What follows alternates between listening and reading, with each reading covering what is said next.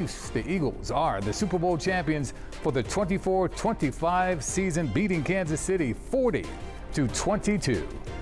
And good evening, everyone. I'm Yuki Washington. We have crews all over the city tonight, from South Philly to Mayfair and all the way down in the Bayou as well.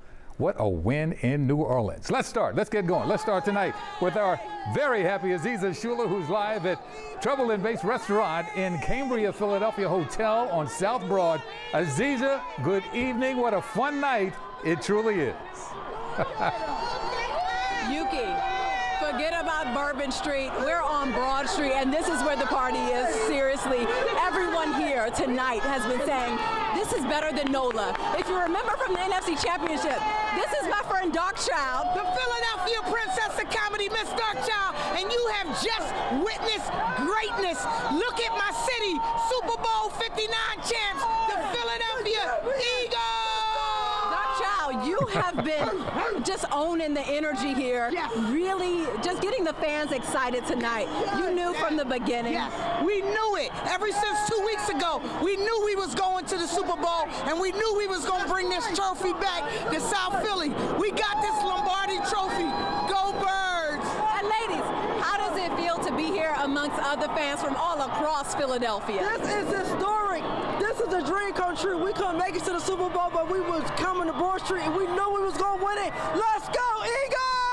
That's right. Let's go, Eagles. As you can see, Broad Street is quickly filling up. At that 2-minute mark, fans started to flood Broad Street. There are fireworks in the sky right now. Fireworks lighting up. You can hear our fans are saying happy birthday to Saquon Barkley.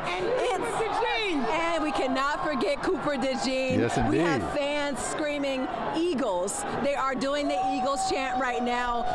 All I can see are Eagles jerseys of all different sorts. It doesn't matter the name on the back of the jerseys. The fans are elated. They're excited. As they said, this is a dream come true.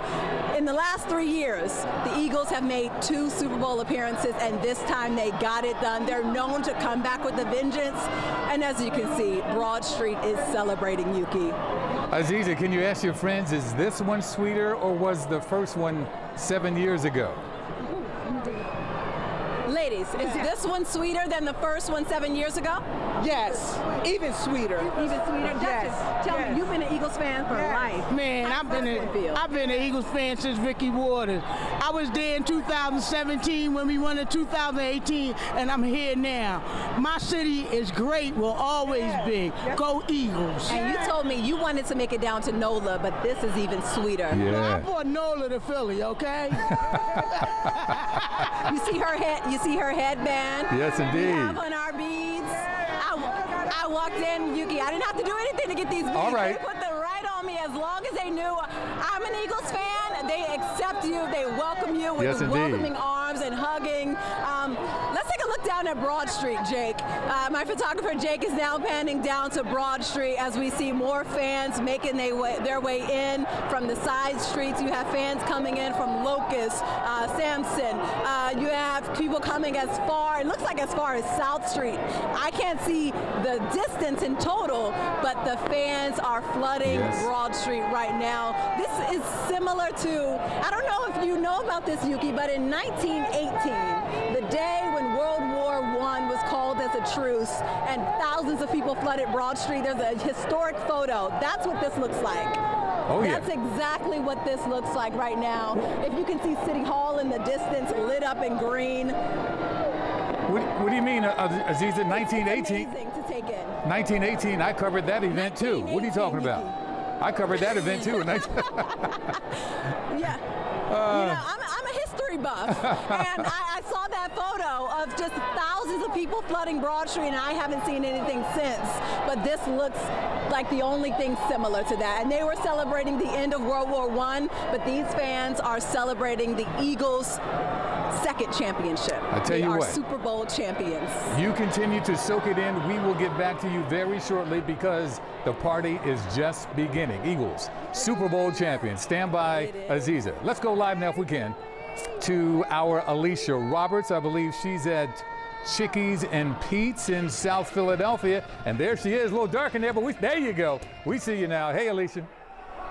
Hey, Yuki! The party is on here at Chickies and Pete's. We are the champions. Take a look. They're playing All I Do Is Win, and this crowd is loving every minute of it. The confetti has popped. The bottles have been popped. The fans are celebrating. This is a sea of green, a sea of some very happy Eagles fans who are just getting started after this dominant win by their Philadelphia Eagles over the Kansas City Chiefs. Many fans tonight told us this was 2 years in the making, and from the very start, this was all Philly, all night long. In the second half, you could just feel the anticipation coming of what was to come later on here tonight. Star performances by the O-line, by Jaylen Hurts, by Saquon, by AJ, by Devonte. Everybody has lots of reasons to celebrate. It's a great crowd tonight. They are happy. They are excited. Yuki, I've been to Chicky and Pete's so many times. This is amazing. We have waited for this for so long. I tell you what, Alicia. Can you believe it? They're champions. Yuki, we won. I know. Let's do it. We won once again. We're at Chickies and Pete's. You're looking at Broad Street on the right side of your screen. Alicia, I tell you what, we're going to turn up the volume a little bit and just pretend like we are there with you. So I don't know if your photographer can get a wide shot. Let's turn up the volume a little bit and just get some of the vibe.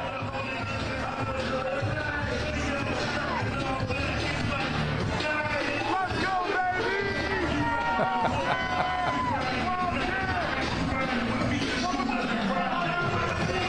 Alicia, go ahead and grab some. Go ahead and grab somebody, Alicia. Jaylen not elite. Jaylen can't compete. Jaylen will never be on the level of Patrick Mahomes. Where are you at? Where are you at? Yuki, I can't hear a thing. We are all celebrating. The party is on here, Chicky. The party is on. Eagles Nation everywhere, I'm sure, is feeling this groove, if you will, tonight after the Eagles win the Super Bowl in New Orleans. Final score 40-22. Alicia, stand by or dance by, whatever you want to do. We'll be back to you in just a little bit. Right now, let's go up top. Chopper 3, our chopper is live over Broad Street with a look at some of the madness tonight out there. But right now, folks look a little subdued and just soaking it all in, talking, and this is what we want to see. This is what our mayor talked about during the week, celebrating responsibly and having a good time after that amazing, dominant win tonight. I believe we're over the Broad and Christian area right now, and it is packed shoulder to shoulder. As you can see, and the police are there, the Philadelphia Police Department blocking off part of the street. The barricades have been set up for a few days now, just so things won't get out of hand. But right now it is early, it's 10:25, 26 right now, and things look great. Everyone coming out of their apartments after the Eagles with that dominant win and coming out and just talking about it and remembering this game for a long, long time. Once again, there will be no three-peat. No team in NFL history has won back-to-back-to-back Super Bowls, and the story stayed the same tonight, thanks to our Philadelphia Eagles. Let's go out to Mayfair right now. I believe Eva Anderson is standing by live tonight with the situation there. Eva, good evening to you. Happy Super Bowl. Good evening, Yuki. It is an extremely celebratory atmosphere out here on Frankfurt and Cottman. Cottman Avenue is shut down, and people have come out here to flood the streets and celebrate.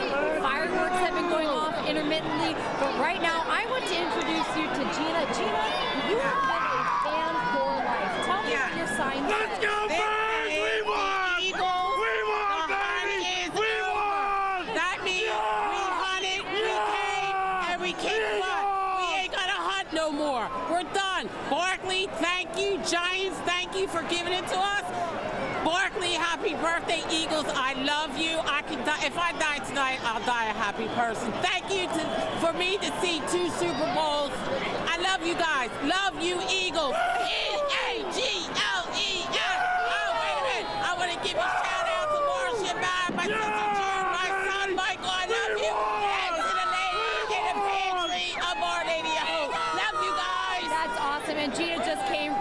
Super Bowl party at her church, which is why she wanted to give a shout out. And again, we can't forget my man Coop. Cooper to Oh yeah. It's also I'm his sorry. birthday Happy as well. birthday to Coop too. Yes. And to all the Eagles that were sick, I'm so glad you pulled it off. We deserve it. Broad Street, baby, here we come. Love you. Yes, it has been a super exciting night. As you can tell, there are lots of people. People have brought their kids out here too. There's people walking around in Eagles mascot outfits, as well as people carrying flags. We'll give you a look at kind of what's happening out here. Looks like we have a young fan here. What's your name, sweetie? Kennedy. And how old are you? I'm 10 years old. All right, I see you got a little bit of green glitter highlighter. You got your Eagles hat on.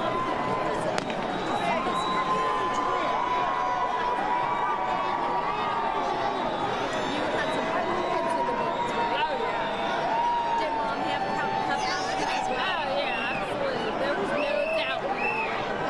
No doubt at all. I mean, you can't say that. Channel 30. But we love. We're having a little microphone problem there. At least Eva's fixing it right now. You were born and raised that way, right, Kat? Oh, yeah, I think the microphone died. The microphone is... Okay, all right, we'll send it back to you. Okay, we can barely hear you a little bit, but get that fixed and we'll get back to you. That's what happens in all the excitement. Sometimes you have some technical difficulties, but as you can see, everyone is so happy. Our great city, our melting pot city, everyone coming together as a family to celebrate the Philadelphia Eagles. This is what it's all about. 40-22 winners over the Kansas City Chiefs. Aziza's standing by on the balcony again. She's got a great seat out there on Broad Street. Hey, Aziza. Yuki, this is the best seat in Philadelphia. I have the fireworks right over my shoulder, the sound of thousands of fans screaming and cheering together. I have a super fan here, Dennis. So tell me, just how are you feeling right now? What's going through your mind and your heart as your Eagles just won the Super Bowl? Listen, this is what the city needed. I'm from Philly, diehard. We went 2 years ago, we lost it, but we won it this year. That's all that matters, and I love my Eagles. E-A-G-L-E-S, Eagles! Man, Dennis, and the chemistry in the room tonight as we all sat there watching this game from beginning to end, the energy was on 1,000, 1,000,000 even. As they say, it's on a beam. But, you know, this is how we do in Philly, brotherly love. This is what we needed right now. Like, I'm so excited right now and happy. This is the love out here. This is what we do. As Kendrick Lamar said, they not like us. They not like us. They not like us. There are no fans, no city like Philadelphia. Absolutely. No city like the brotherly love. Philadelphia. Dennis, let's take a look out on Broad Street.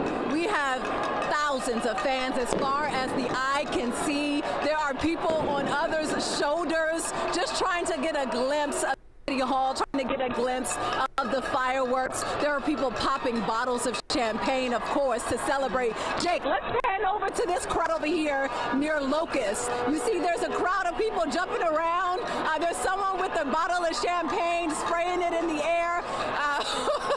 You have fans pouring champagne in the mouths of strangers. They're all celebrating together. You hear that famous Eagles chant, E-A-G-L-E-S, Eagles. I'm having a hard time spelling it because my smile is so wide right now. Yuki, it's hard to even describe the amount of, I would even say euphoria.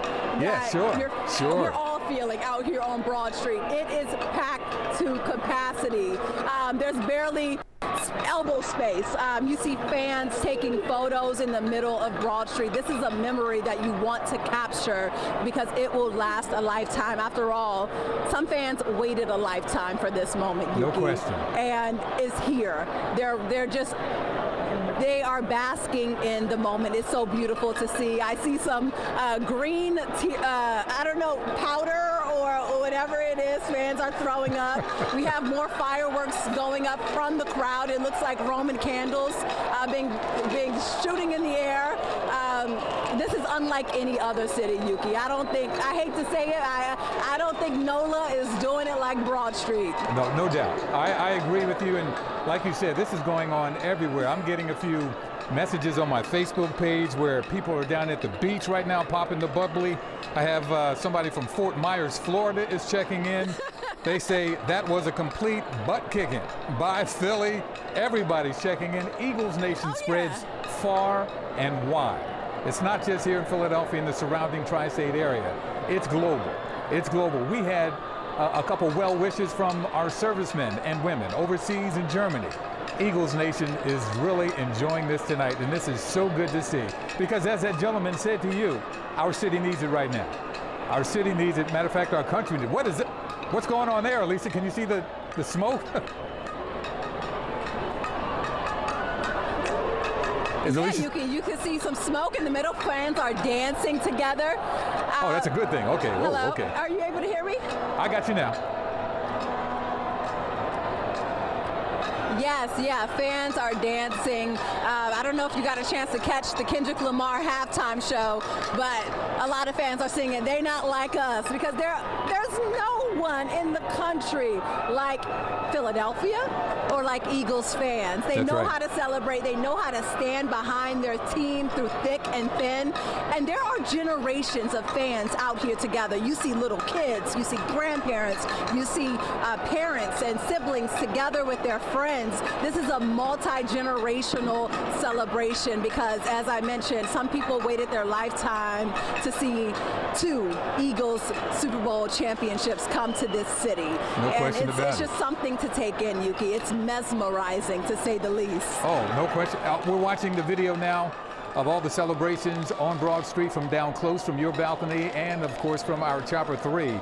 This is just something, I mean, the last 2 weeks, a lot of people were telling me in the street, the last 2 weeks were just so tough because everybody wanted to get to this game, and everybody had a good feeling, at least everyone that I talked to. Even though they are the Chiefs, they were the back-to-back Super Bowl champions.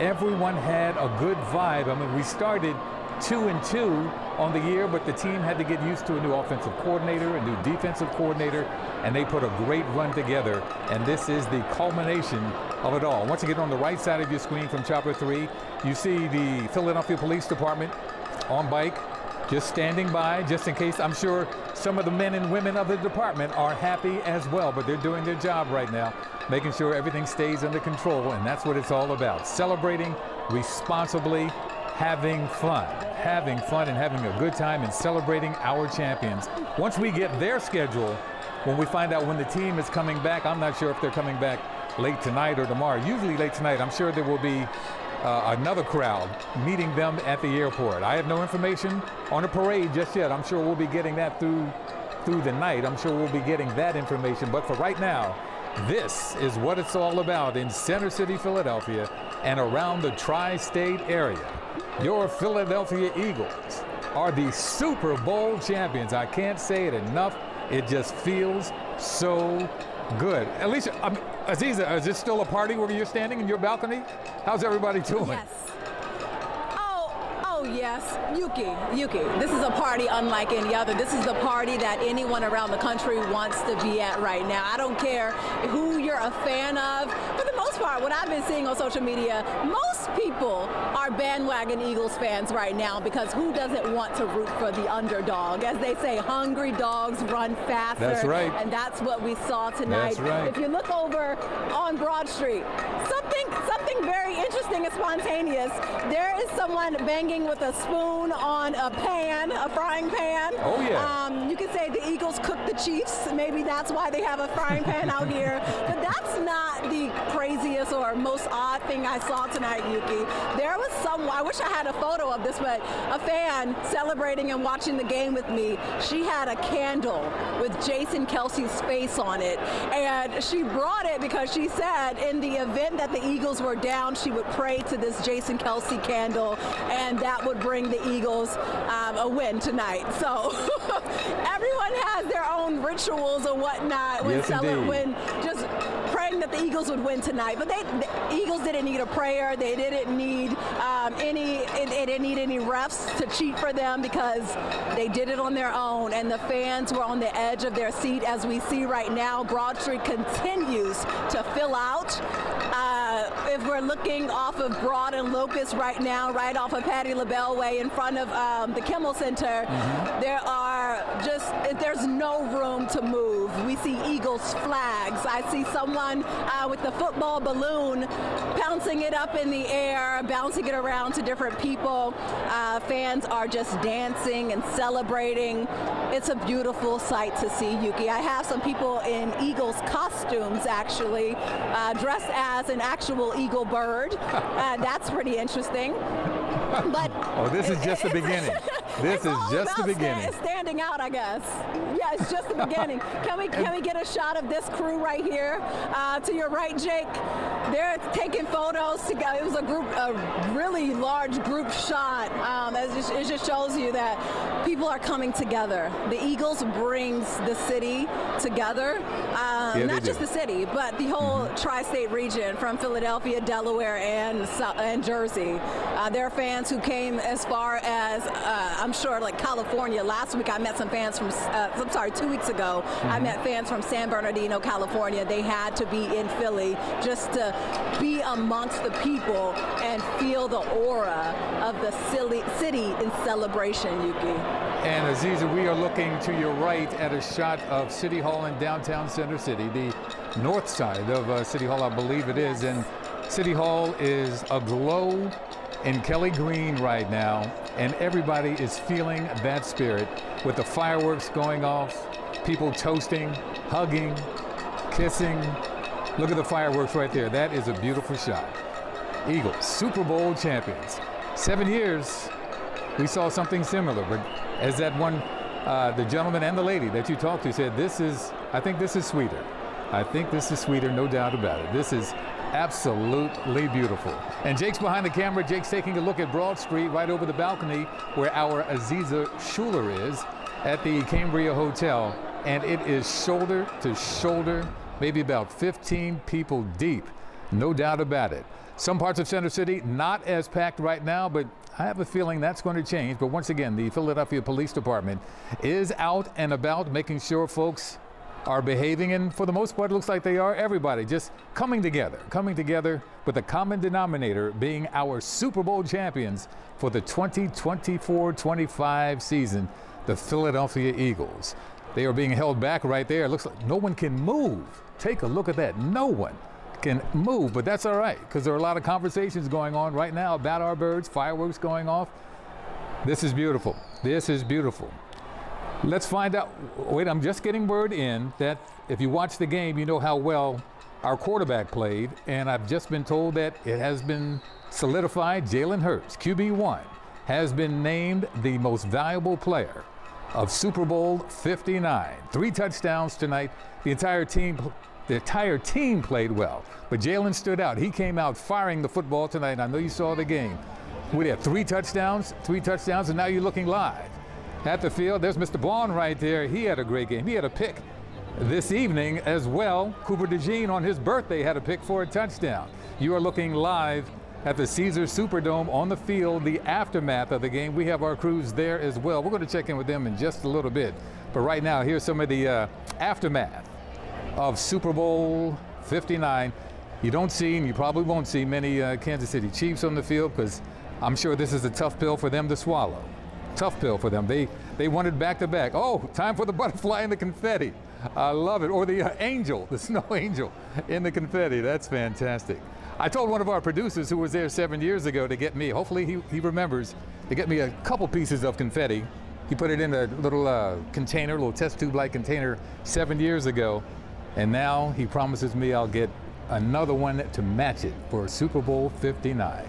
We were there 2 of the last 3 years, and tonight we brought it home. The officials and a lot of people, let me see, we are at Spring Garden right now. Folks are just walking, heading down toward Broad Street, everyone in an orderly fashion, walking down to the celebration. No doubt you can't see it because we're not zoomed in, but smiles on their faces, talking about what they watched, what they witnessed. Our Eagles winning the Super Bowl, Super Bowl 59. What a game it was. Now, I usually don't like blowouts in the Super Bowl, but I'm okay with this one. I'm sure so many of you are as well. I am really okay with this one. Jaylen Hurts, once again, named the Super Bowl MVP. And look at City Hall, just so beautiful. Just so beautiful tonight. This has been an outstanding night. We hope you are enjoying it too. Hit me up on my Facebook page if you can. Let me know what you are doing. What you are doing either in your home or if you're at a party. We've heard from all over the country tonight. Eagles Nation is everywhere, and this is just fantastic.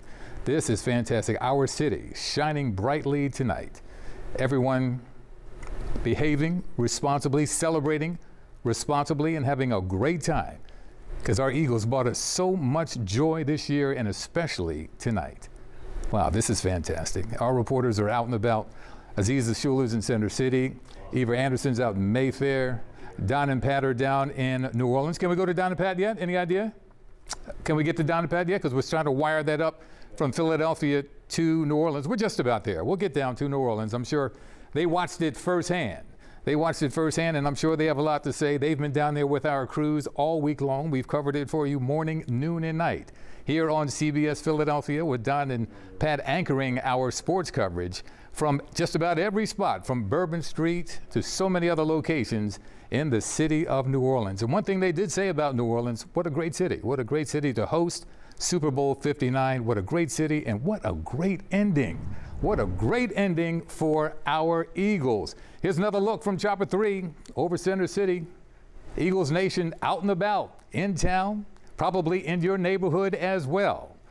Oh, this is such a great time. This is such a great time. We are enjoying it here in our newsroom as well.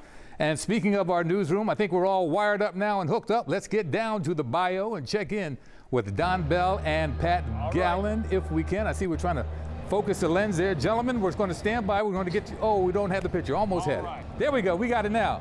Gentlemen, take it away. What a win. Super Bowl champs. All right, listen, it's good to be with you. And listen, when you're trying to jump on live television, all types of things. Anything can happen. But everything went right for the Philadelphia Eagles tonight.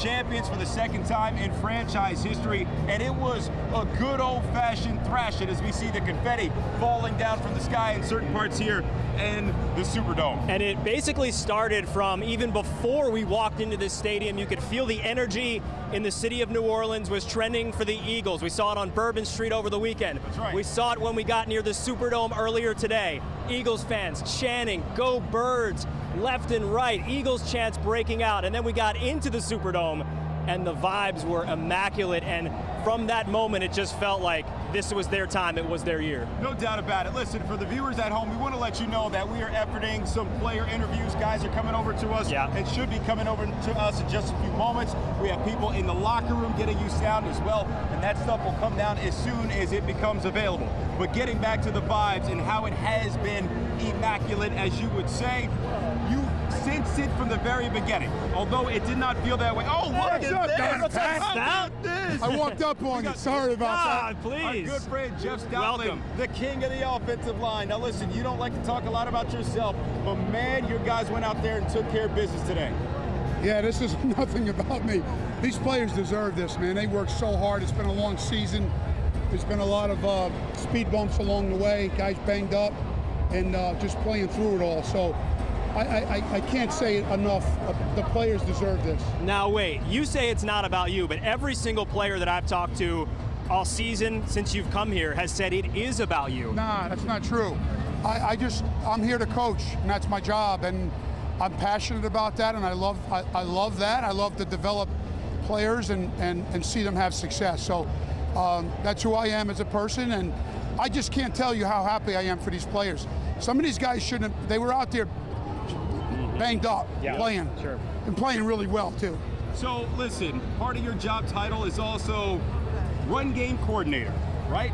It was not an easy way to go out there today, but you guys were persistent with running the ball, and your guys were tough. Mekhi Becton got injured, banged up at one point, he left. You guys continue to keep this thing rolling. So what can you say about the job that they did here tonight? Well, when Coach Spagnuolo made it very hard to, Spags made it very hard to run the ball. All the pressures on the edge and interior, and we just were hoping we catch a crease there. And Saquon has been like that all year, where you can play around like that, but sooner or later we're going to get you. And it didn't happen, but we were close on a couple of them. But we were persistent, and the guys played really hard. I know you can't see it right now, but the city of Philadelphia is going absolutely berserk. They have a relationship with this team. I don't need to see it. I don't know. You feel it, I you know love Philadelphia. The Philadelphia, I expect nothing less. They are so passionate, and they love their team, and I'm so happy that we were able to do this for them tonight. All right, my last question for you is this. Saquon Barkley, last game of the season, you guys decided we're going to sit out. We're not going for that record because we've got greater goals. It was a controversial decision within the city of Philadelphia. Nationally, everybody's talking about that thing. Well, damn, it looks like it paid off, did it not? That's been, I mean, come on, we've been talking about that all year. Nick's been preaching that to the team. We can't not go against what we believe as a organization and as a team. And just again, Saquon, that's why everyone wants to go the extra mile for that guy, because he's such a team guy. I got one more for you, too. Look into that camera, Jeff. Talk to the city of Philadelphia, because we're on there live right now. What do you want to say to Philly and Eagles fans? Thank you, Philly. Thank you so much for all your support. Party hard tonight. One other thing I'm going to say to you, this is how we're going to let you go.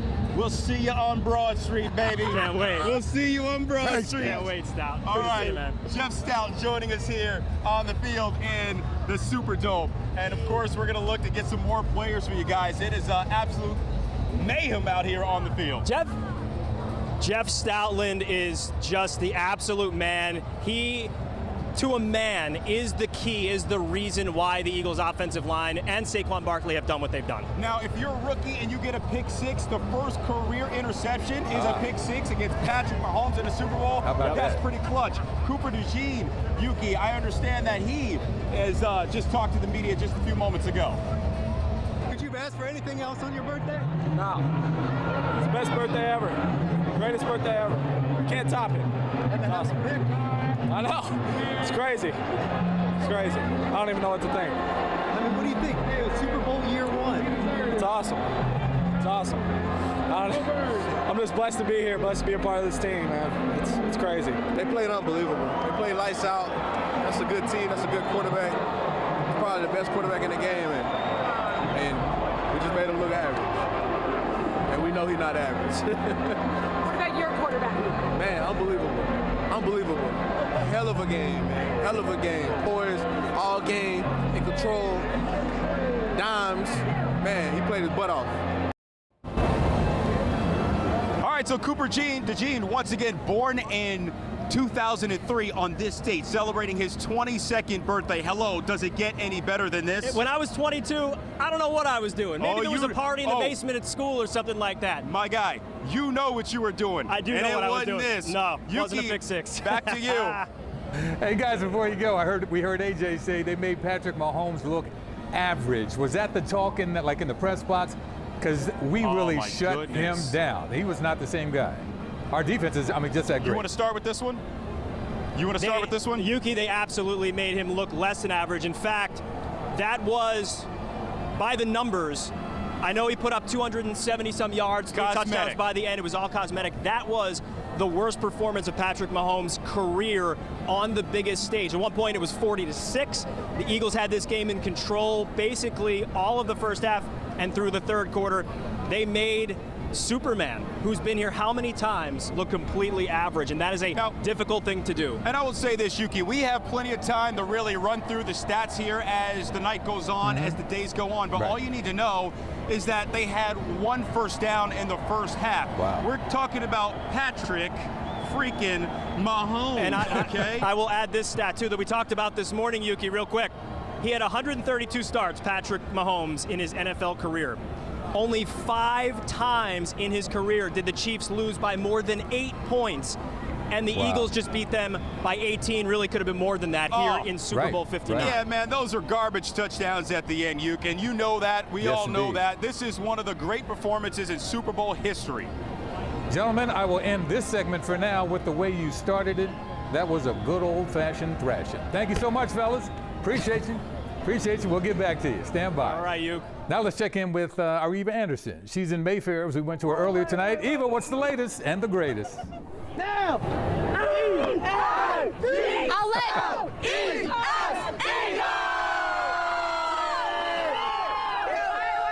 check out the fireworks.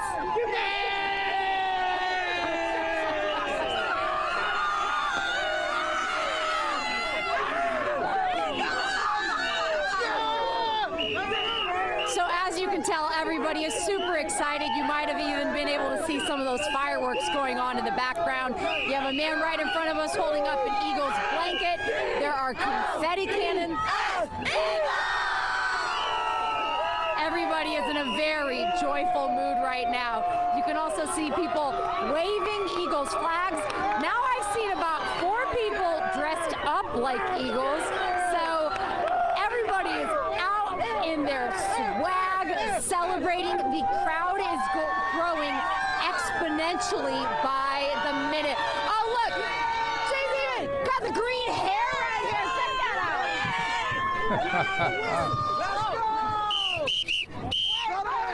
Blow the whistle. Blow the whistle. Blow the whistle. Let's go, Eagles! That's right, the unofficial, but at this point, probably now official anthem of the season, Two Shorts, Blow the Whistle. Of course, Gilly's now famous dance to that too.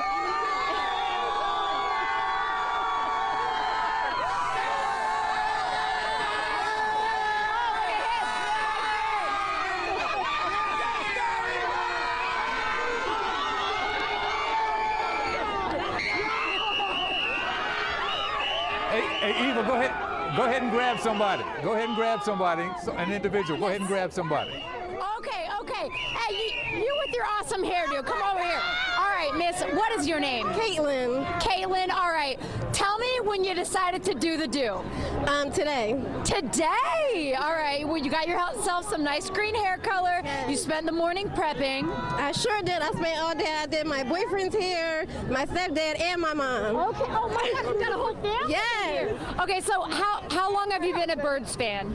My whole life. I was born in Philly, so I got to represent. What part of Philly? North Philly. You're born in North Philly, and now you're out here. I mean, a lot of the games this season, we've kind of been on the edges of our seats, but this was a relatively stress-free game, right? Yes, like, hello, we had this. I mean, I was embarrassed for the Chiefs. We did it!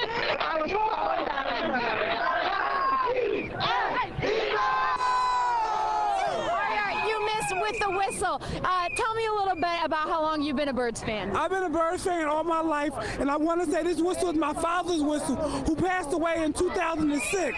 Was he an Eagles fan as well? He was an Eagles fan. He never saw a Super Bowl, so we won the other Super Bowl. We put a T-shirt on his cemetery headstone, and guess what? We about to put another T-shirt on his cemetery headstone because we did it. This for my dad. This for my dad. These was his whistles, so they special to me. It's a perfect example of just how deeply entrenched the Eagles are in people's family culture and how much it means to you. I'm sure you're thinking, this one's for my dad. This one's for my dad. We got the other one, but we had to take and get this one because Kansas City thought they was the, but we showed them that we are the Eagles. So, this is my dad. Y'all see these whistles? Yeah, this is my dad. I love it. Love it.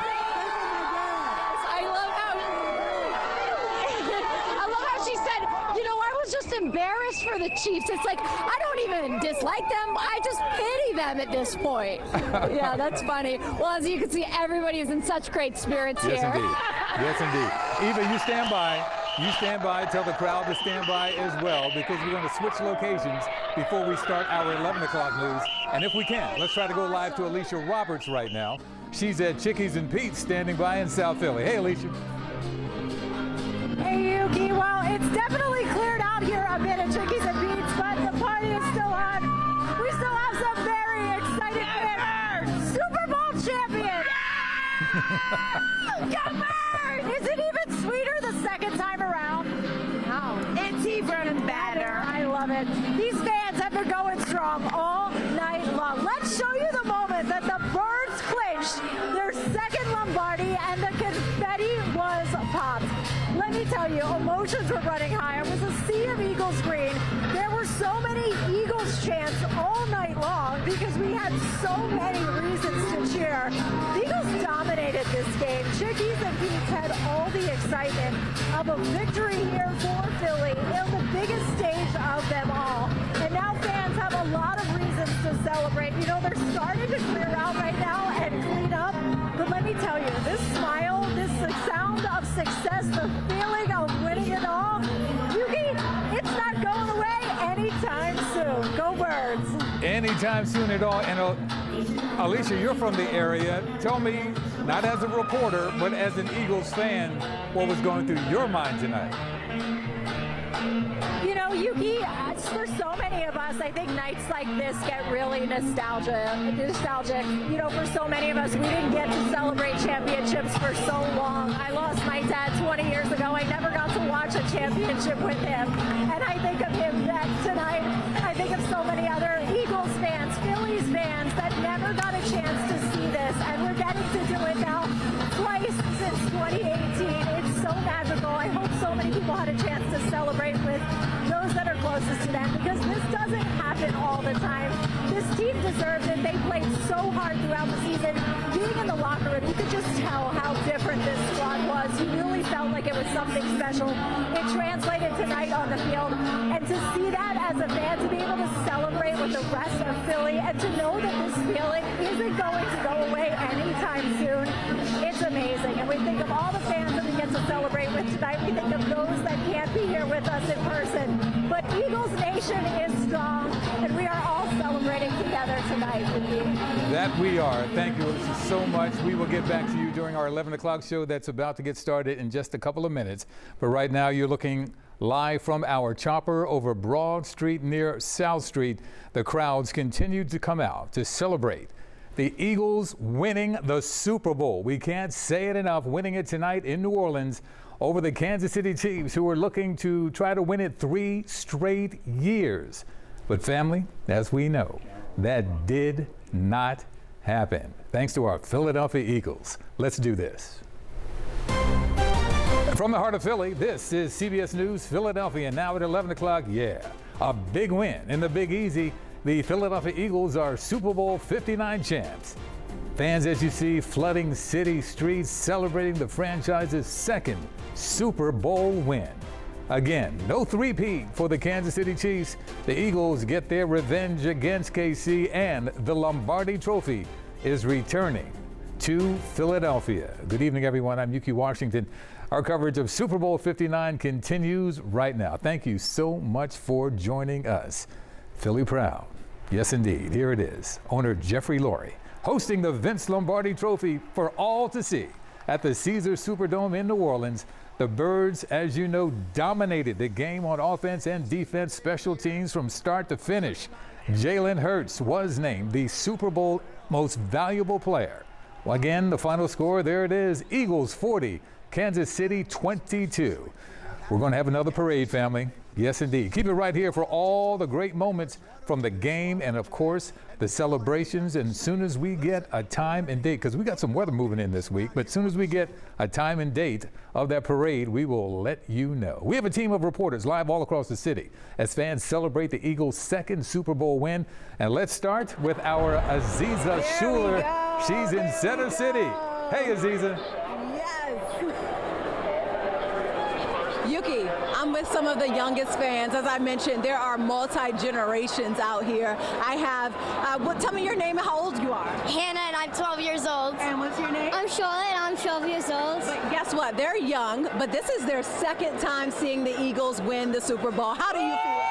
It's so good. It's great to feel the city energy. It's such a vibe. Yeah, same. You all were cheering throughout the whole game. How did it feel to watch this game with so many other fans? It was really nice, like knowing that the Eagles have so many supporters and stuff. And are you a lifelong diehard Eagles fan? Of course, always. I was there in 2017. I went to the Art Museum steps. It was great. I'm here again. I'm going to go there again later tonight. Go Birds! Tell me some of what we're seeing out here. Fireworks. I mean, it's awesome. Gates crashing over, people climbing things. It's great. Now, I want want you all to take a look over where Broad and Locust, and we're going to have our photographer Jake swing over and look. There is someone not climbing a pole, but he's climbing a tree. And then we did have a few pole climbers as well. I don't know if you can see it, but it's a little difficult to see. Now, do you all know why people climb poles? Hey, it's Philly. I mean, yeah, I have no idea. It's a Philly thing for sure. There's one guy climbing a tree. There are people on top of the newsstand. Things are getting a little bit out of hand. The changing as. Oh, we seem to be having some. Being here with me. Okay. It's probably time for you to go to bed time, right? Aziza, stand by. I'm sorry to interrupt. Stand by, Aziza. Sorry to interrupt. We're having some technical issues right now, so we're going to switch locations and come back to you. Let's see if we can bring in Eva Anderson tonight. She's out in Mayfair, where the crowd always gathers after a huge win like tonight. Can we check in with Eva right now? Let's see if we can go live to her now. Hey, Eva. Oh, we're having some problems. So much happening out there. I guess we're having some issues in the air right now. So let's take it up top and go to our chopper and just take a look at many of the people outside in Center City. This may be the scene, some of the scenes in your neighborhoods right now. Look at all the people. And once again, the police force, the police department is out and about making sure things stay safe. We heard Aziza say that things may be getting a tad out of hand in some spots, but nothing too bad right now. We don't have any reports of any issues right now. As the mayor said earlier this week, please celebrate responsibly. If you know anyone out there, please tell them to be careful. Just have fun. Just have fun and celebrate this win. We just talked to Coach Jeff Stoutland in New Orleans, and he said this is for you, Philadelphia and Eagles Nation everywhere. And we want to make everyone happy when it comes to celebrating this Super Bowl win. Super Bowl 59. We are the champions, my friend. Yes, indeed. You are looking live from our chopper in Center City. Folks have been gathering. Probably some even started going out at halftime because it was just about over then, but you never know. I always like to say, wait till there are zeros on the clock, because we were playing Patrick Mahomes. But once again, they will not three-peat as champions. They are building a great story out there in Kansas City behind our former coach, Andy Reid. But right now, the story is all about us. Let's continue the story live from New Orleans right now and check in with Don Bell and Pat Gallen. Gentlemen, back to you. Yuki, listen, you know what? You bring up a great point. You're talking about Andy Reid and what he has meant to. We're looking at Jeremiah Trotter right next to us, so he's going to come over and talk to us in just a few moments. But here he is right now. Congrats, Trot, come on in. Congrats, Dad. All right, you know the Axeman and the Axeman Jr. What's up, fellas? Hey, first of all, I talked to you at the NFC Championship game, and you said, man, it's tough watching my kid play. It's harder than when I played. So what was it like as you're watching my man right here and the team get it done? It was nerve-wracking. Like, every game we pray together, right? So whenever he called me to pray, once the prayer is over with, I know it's game time, right? So that's when the clock starts ticking. And I just try to stay mentally away from the game as much as possible before kickoff. And I get nervous just like any other parent. But Junior, what was the message then from Pop, like leading up to this? Because it's a big week. You know, you're getting pulled here and there. So what was your message to him? You want to answer? Just play the game, man. Yeah. When all the camera flashes stop, the media, the interviews, and all that stuff, the football field the same length. Go out there and play the game. You know what I'm saying? It's still football. It's still blocking and tackling. Trot Jr., okay, so talk to me about this. What were the nerves like going into the game? And then after the first quarter, did it progressively get better as you went on? Talk to me about this game. For me, you know, I get more anxious. I'm ready to go. There was a lot of festivities going on before the game, a lot more waiting time. Yeah. But, you know, once you get that first kickoff out of the way, you know, the butterflies go away. You're really just playing ball. So talk to me about the game plan against Patrick Mahomes. You guys did a great job of containing him, keeping him in the pocket. So what was the key message going into the game defensively? First of all, you know, just executing the game plan. Everybody doing their job. 11 guys, you know, being one body, basically.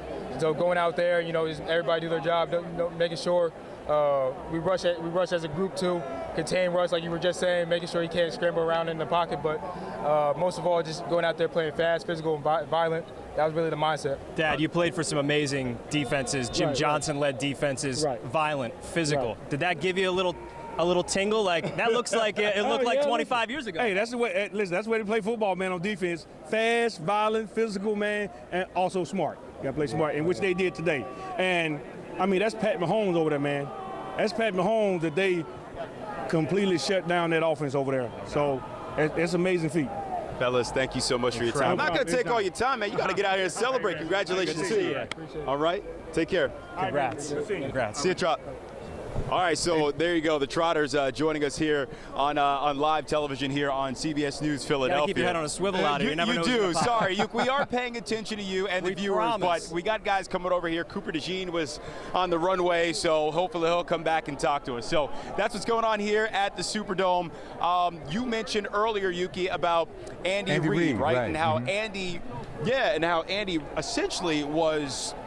You know, I mean, I think he's the architect of this franchise in terms of getting it on the right track, right? Starting in late 1990s, 99, moving up until about 2012 or so.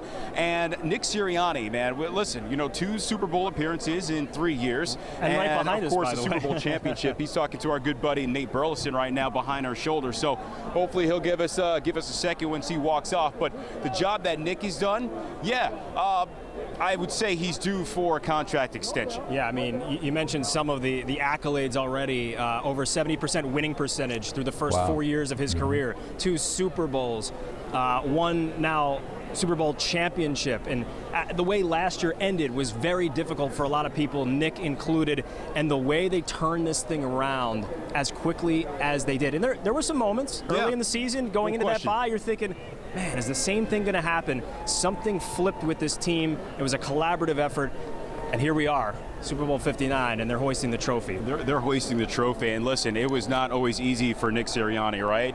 So at the end of last season, as you mentioned, you know, listen, they lose 6 out of 7, and people are wondering whether he's going to come back, right? Whether Jeffrey Lurie's going to go in a different direction. They left this man twisting in the breeze for about 2 weeks before they decided, he's coming back. And what a hell of a decision it was, right? They get off to the rough start this season, going 2-2, and after the bye, really just one loss the rest of the way against the Washington Commanders. They've been absolutely smoldering hot. Yeah, and it's been pretty incredible to see the evolution on both sides of the ball, right? We talked with Jeff Stoutland, that run game has not slowed down, has not stopped.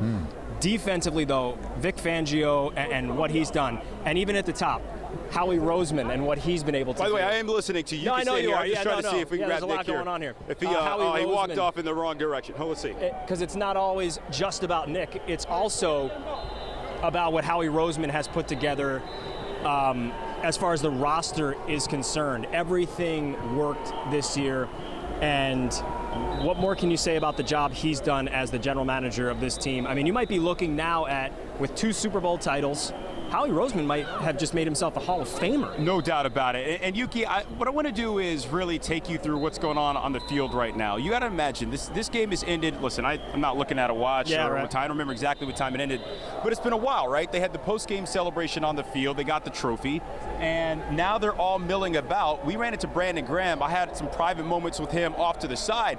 And I said, hey, you ready to go? He's like, man, I want to go in this locker room and smoke this cigar. so guys are, you know, they're ready to go hang out together. So, you know, that's what's going on a little bit. They keep moving about. So, hey, Don. So, and who can blame them, right? I tell you what, if you want to walk over there, I'll ask Pat one more question. If you want to walk over there and see if Nick has time to come over, feel free. Feel free to walk on over and try to get it if you want, if he's still in earshot. Well, we got the word up. So here's the deal. Media relations czar Bobby Lang is literally tugging at his waistline, like, we gotta go. We gotta go. So, and every time he takes a step, he ends up talking to somebody. He's talking to a photographer right now. Then he ran into Nate. He's, you know, so it's a chaotic scene here in terms of media and guys just catching up with family members, etc. So I'm watching Nick, and we are literally attached to cord. So he's with Big Dom as we speak. We see Darius Slay, who's about to walk behind us, holding the Lombardi he's got the Lombardi trophy. I'm going to get out the way. Eddie, can you shoot that? So there goes Darius Slay. We see him a little bit. You know we see him a little bit. Yeah, through the maze of people. But Darius Slay didn't really get, you know, a lot of love this year because Quinyon Mitchell and Cooper DeJean were having such incredible rookie seasons, but that is the anchor, the guy who's been around, the veteran, 28 career interceptions. Is he going to come back next year? We don't know, but what a career he's had. Now 33, about to turn 34 years old. He has just been he's been a rock for the Eagles. Maybe not the same player he was 3 years ago, 5 years ago, 7 years ago, but still so good, and you saw that. I love how diplomatic and kind Yuki is. He's like, oh, we see him a little bit. I think that's Yuki's way of saying, we can barely see him, we can hardly see him. But here's who you do see, which is Saquon Barkley walking by right now. So listen, once I said, first, by the way, you see this entourage with with Saquon behind him. Oh, the man, birthday what a chaotic boy. scene down here. Yeah. The birthday boy. Absolutely. What a way Yes, to celebrate indeed. 28 years on this earth, right? Hey, gentlemen, I'll tell you what. You guys go ahead and do your Barkley. thing, and we're going to get back to you. You go do your thing. We're going to take a short break, and then we'll come back to you with more guests live from the field. How about that? That sounds good, you. All right, guys. Good. Back to you. Appreciate you seeing a little bit. Our coverage of Super Bowl 59 continues in just a bit after a quick timeout. We're going to check back in with our team of reporters all across the city and down in the Bayou. Eagles, Super Bowl champions. Be right back. I don't know how long we're going to be on.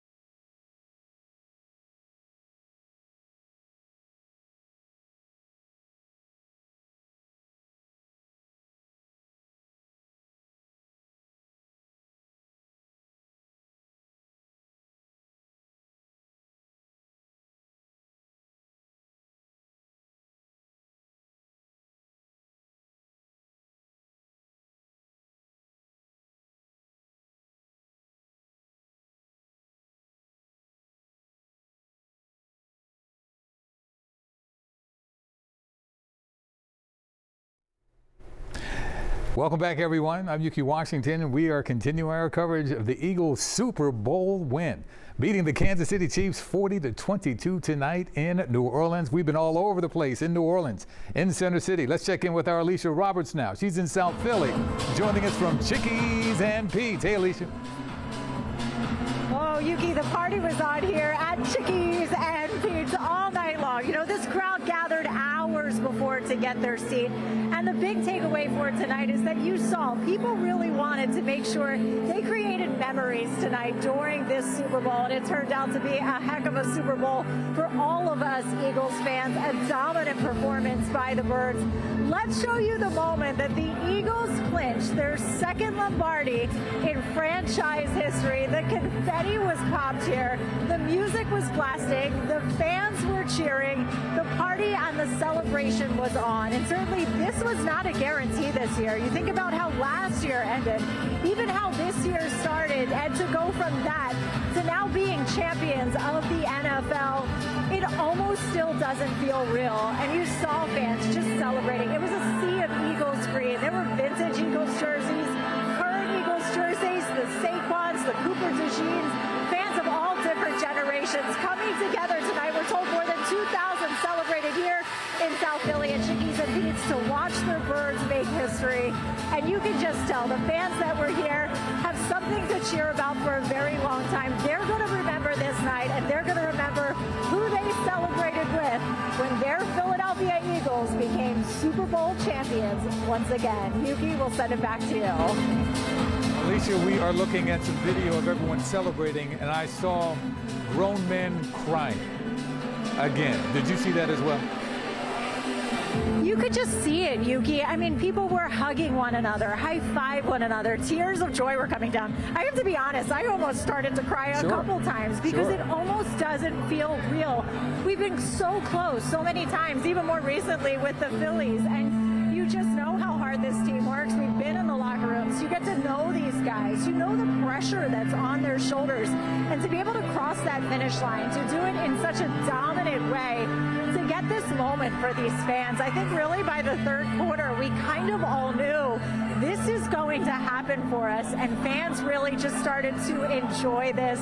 We came up short 2 years ago. Revenge is even sweeter the second time around, Yuki. A lot of celebrating still to be done here. Go Birds.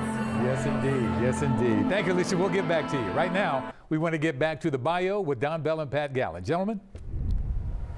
All right, guys, thank you. We're here with rookie Quinion Mitchell. Q, what was this like? What was this experience like for you? I don't know, man. It's just been great, man. All week, you know, just enjoying the process and just coming out and getting a win. Can you talk to us about what it's like behind the scenes with Vic Fangio? Seems like a guy, maybe not of many words, but whatever he's saying to you guys certainly worked. Yeah, whatever he says, it means something. You know, he's funny. And, man, he just gets us fired up to come out here and play the way. Yeah. We haven't seen that. What do you mean? Yeah, right? He's so low-key. He say jokes throughout the week. Some of them be funny, some of them don't. But, you know, I mean, he's a great guy. Listen, 2 weeks of preparation for this game, right? And everybody always talks about how you get overwhelmed with the media stuff and all the things you got to do that have nothing to do with football.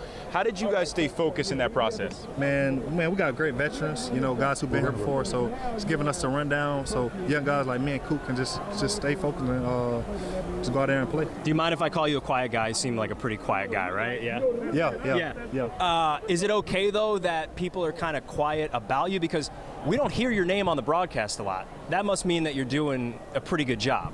Yeah, man. Just playing the right technique, man, and that D-line, man. I don't have to cover for long, so it's been great. All right, so my question is this, right? You did all the hard work. It's been a long season. Yep. You're in New Orleans, so I'm thinking it might be time to party a little bit. I mean, just give us a little peek. Like, what's next? About to happen? I don't know, man, but I just know it's going up tonight. It's going up tonight. You go be outside. Yeah, I'm outside. Quinion, thank you so brother. much, my friend. Congratulations. Ways, you know, we've been able to be dominant on the ground, and we've been able to be efficient in the pass game, and do what needs to be done. When it needs to be done, you know, and I think over the course of our year, you guys have heard me say, just because we don't doesn't mean we can't. And when you hear a statement like that, I think it always comes down to what is your mission and why are you doing this? I'm doing it to win. You know, I do it to win. This team approaches it just to do the same thing, and that's what it's about. You know, I'm not going to look back at anything and remember anything that someone said about me or an opinion that was had. I'm going to think about the championships that we won. Jaylen, was there a moment in that game when it kind of becomes like, I'm over here, let's make a statement here, like we're doing this to one of the best teams, best franchises in recent memory? No. It's about us. It's about us and how we approach things, and it's never getting too high, never getting too low, and just processing it. You know, you got to be able to use these experiences that you've had in the past because they're all formative for the future. And I think we've been able to do that.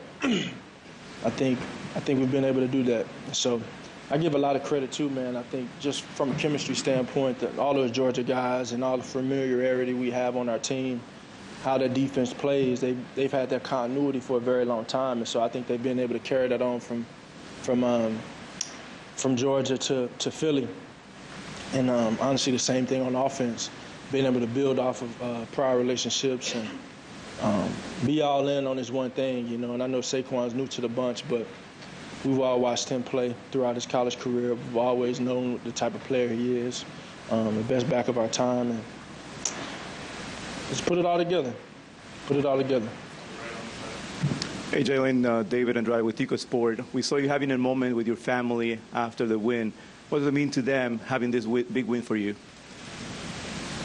We'll see. I mean, I know everyone's excited. Everyone has been there along the journey, too. You know, everyone's been there along the journey. And I think it's been a ride. It's been a fun ride, and I've embraced every step. I took great pride in never backing down from a challenge. Always turning my negatives into positives, turning my weaknesses and making them my strengths. And it's taken great effort and determination to evolve my game over time and just continue to grow and improve. And I know my family's been there every step of the way. Jaylen, Andrew Greenstein of Louisiana Radio Network. In college, the first time you played for the College Football Playoff Championship, or the BCS Championship, I should say, you lost that game. You were benched in the game that Alabama won. You went to the Super Bowl 2 years ago. You didn't come out on top then. You finally come out on top now. Just talk about the perseverance. You were talking about your ups and downs earlier in this press conference. The perseverance now that you have finally made it to the top of the mountain. It's not normal. It's been a very unprecedented journey, and the journey's, it's always the beginning until it's the end. And I think it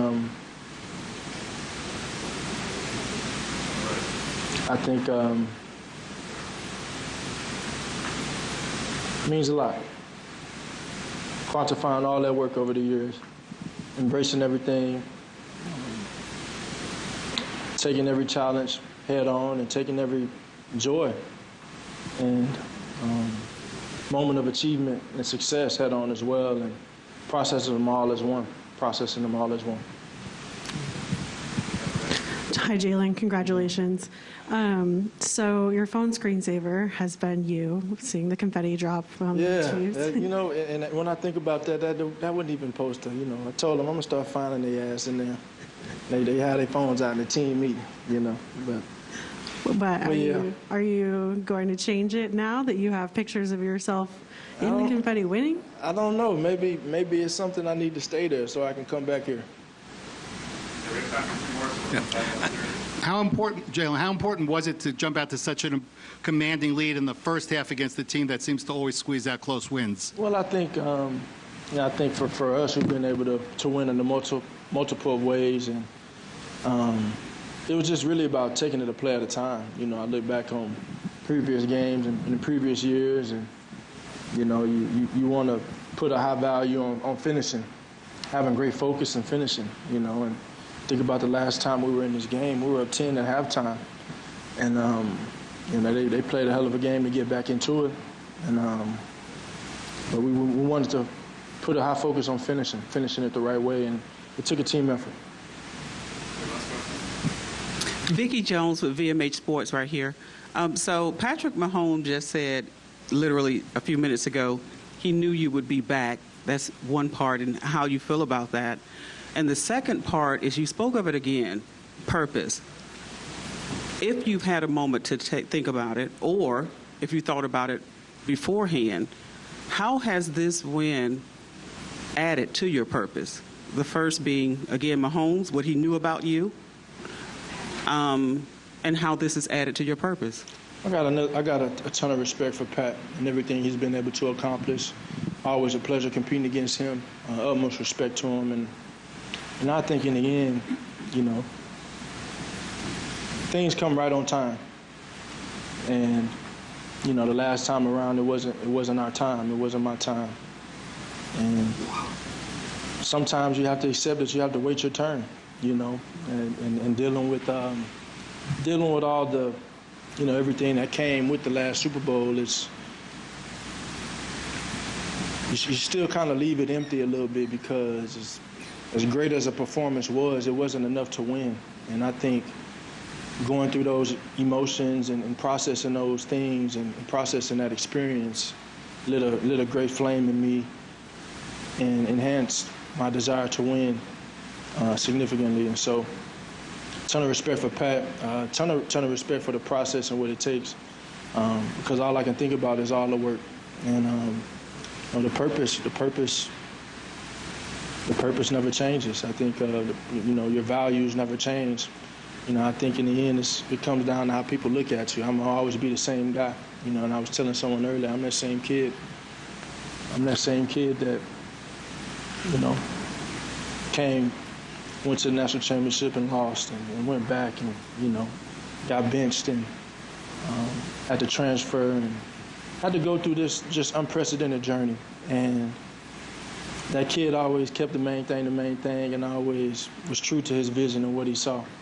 And it all began with great leadership. Really began with really just doing it the right way, trying to do it the right way and do the right things. And kind of went into a set the example type of thing. And I give a lot of credit to my parents in that. Just putting the type of work ethic in me that they have. And like I said, it's only the beginning until it's the end, and the end ain't coming anytime soon. Thank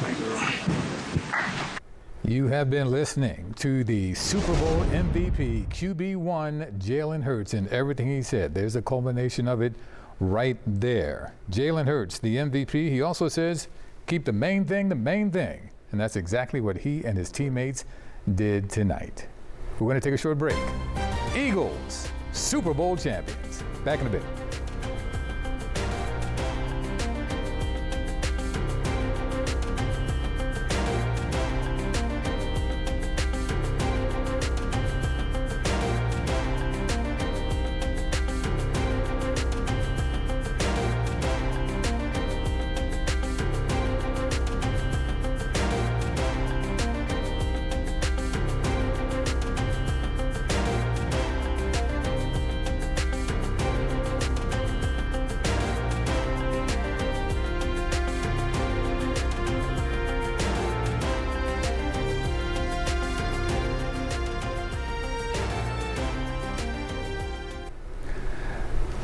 Champions, looking at the crowd in Center City. Right now, we want to take it back down to the Cajun city of New Orleans and check in with Nick Sirianni. I believe he's at the podium right now.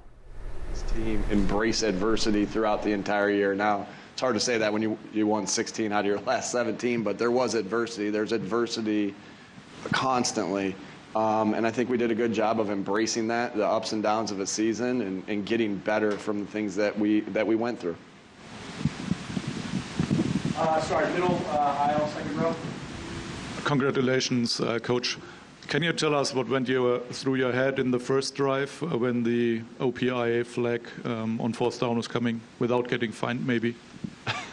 We say that one more time, without getting fined. Can you tell us what went through your head? I try to tell myself before every game, the calls have a way of evening themselves out. But sometimes in the heat of the moment, sometimes in the heat of the moment, it's hard to convince yourself of that. And the calls had a way of evening themselves out. And so mad about that at the first, but again, these guys are making split-second decisions, and that was an all-star crew out there. They earned the right to be here too at the Super Bowl, and I thought they did a good job, regardless of what I thought about that one. I wasn't able to see everything. I'm a little biased, and I don't think it should be called, but he had a better view of it, so I'm sure he made the right call there. On behalf of the great people of Alliance, Ohio, congratulations on winning the Super Bowl. What does it mean to you to be the first Mountain Union alum to win the Super Bowl as a head coach? And also, after your Gatorade shower, after the game, you took a moment, looked in the sky, and said thank you. Can you describe that moment for us? Yeah, just all glory to God. He gives us the talents to be in these situations, and blessed our team with talents, blessed myself with the talent to be able to coach football and the opportunity to be able to coach football. So just gratitude right there. And Mount Union taught me how to win, that's for sure. And so grateful to everybody at Mount Union, Coach Karras, all my teammates there, everyone that helped me kind of develop from there. Far right up against the curtain. Nick, congratulations. Back in Brazil, you told me iron sharpens iron in regards to Quinyon Mitchell being ready for his NFL debut because he went against your great wide receiver group in practice. Do you think that this was one of the keys to the Philadelphia Eagles becoming Super Bowl champions? Yeah, I think the key to that point is the intensity at which we practice at. And when you're practicing it with that kind of intensity, training camp, you're getting those matchups, Q versus AJ and Devonte and Slay. versus those guys as well. So, you know, and BG versus Lane and Jordan versus, you know, Sweaty and Nolan. And so you have no choice but to get better. And, you know, that it truly is. This is the greatest team sport there is. Iron sharpens iron. I've been saying a lot today and throughout the whole year that you cannot be great without the greatness of others. That applies to coaches. That applies to player to player. I mean, look at the special year. Saquon, you know, has been a special player his entire career. But he had, you know, he was able to make history this year with the things that he did because of the special talents of the guys up front. This is the ultimate team game. And, you know, I know that, and it's just, it takes selflessness to be able to you know, Jaylen said it awesome one time, just because we're not winning a certain way, you know, it's crazy. Sometimes we're answering questions on how we win. It's hard to win in this league. It's a struggle every week to win in this league, and it's just because we're not winning a certain way or the way people perceive that we should win doesn't mean we can't. And you know, today we needed you know, the efforts of everybody. So I don't know. I kind of rambled on that question, but you can't. Long story short, you can't be great without the greatness of others. Yeah, Chris Murray, Philadelphia Sunday Sun. Coach Serani, how much has Jaylen Hurts grown since the last Super Bowl and all the ups and downs he had to deal with last year, and especially after the 2-2 mark that, you know, everybody criticized him for not, you know, for turning the ball over. How much has he grown as a quarterback? Yeah, he just keeps getting better. He knows how to win. He does a great job of being able to block out all the outside noise. I think it's, you know, I find it funny when it's like, you know, well, Jaylen is good because he's got a good team around him. Like, that's football. Like, again, you cannot be great without the greatness of others. Like, Jaylen can't do it by himself. He needs AJ. He needs that offensive line. He needs Saquon, and vice versa. You know, the reason Saquon has a special year, not only the offensive line, but the attention that Jaylen commands for the run game. He's special. Jaylen's special. And, you know, the criticism, it just blows my mind because I think he's so special and won so many games and works his butt off and just continues to get better, can block out everything and just focus on the task at hand of getting better, putting yourself positioned to win each week. And he does a great job of that. And he had an unbelievable game today when we needed him to, because when you sell out to stop, you know, we knew how good of a coach and how good of a defense that we were playing today. And but when you sell out to stop one thing, another thing opens. And Jaylen was able to take advantage of that today. And man, him and this team are world champs forever. Right side against the curtain. Hi, I'm Carlton with BuzzFeed. The halftime score was shocking to a lot of people. Can you tell me what you said when you went into the locker room at halftime? What was the mood like? What was going through your head? How do you keep the guys focused after just coming out like crazy like that? One of the things we talked about, we made sure everyone was resting at first, but one of the main things we talked about is be ready for anything. You know, be ready for for different exotic things. Things that make them be able to try to get back into the game. But one thing that we really focused on and studied a bunch of, you know, we got to protect the way that they can get back into this game is, you know, us going 3 and out on offense, having sacks, having penalties, turning the ball over, and for explosive plays to happen on offense, on their offense, giving up on our defense. And I just thought we did a great job of, you know, handling that. We truly were playing it like, hey, this is the second game. It's 0-0, and if we win this one, we're going to win this game. And the guys were focused. The guys were locked in. It really was evident of the entire week, entire 2 weeks. I think when we won the NFC Championship game in 2022, there was so much joy. And I don't want to say there wasn't joy. It was just like, all right, this year it was like, all right, let's go. We got to go finish the job now. And I think it was the same attitude at halftime of just locking in, focused, and let's go finish the job. And that's what we did. Thank you. Pass goes into the end zone. It's a touchdown by Nick Foles. Let the celebration begin. Wagon long drive. There it is. Number 500. The game's over. The Eagles are the champions of the world. At the buzzer, Cats win it all. cheeks, quiet, knows they're going to be the world champions, folks. I thought we could go 4-4-4.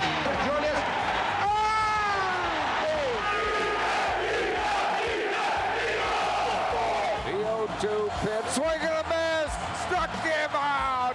The Philadelphia Phillies are 2008 World Champions of Baseball. This is Sports Zone presented by Toyota. And this is the Sports Zone presented by Toyota. Your Philadelphia Eagles are Super Bowl champions, and our coverage continues tonight. Good evening, everyone. I'm Yuki Washington. We have a team of reporters live throughout the region and down in New Orleans, and that's where we want to go right now because Pat Gallen is going to be talking to some players, but there's some celebrations right there. Wow, our Eagles are the Super Bowl champions. They got revenge. There will be no three-peat for the Kansas City Chiefs. As I mentioned, Pat Gallen talked to some of these players right after the game. Let's listen in.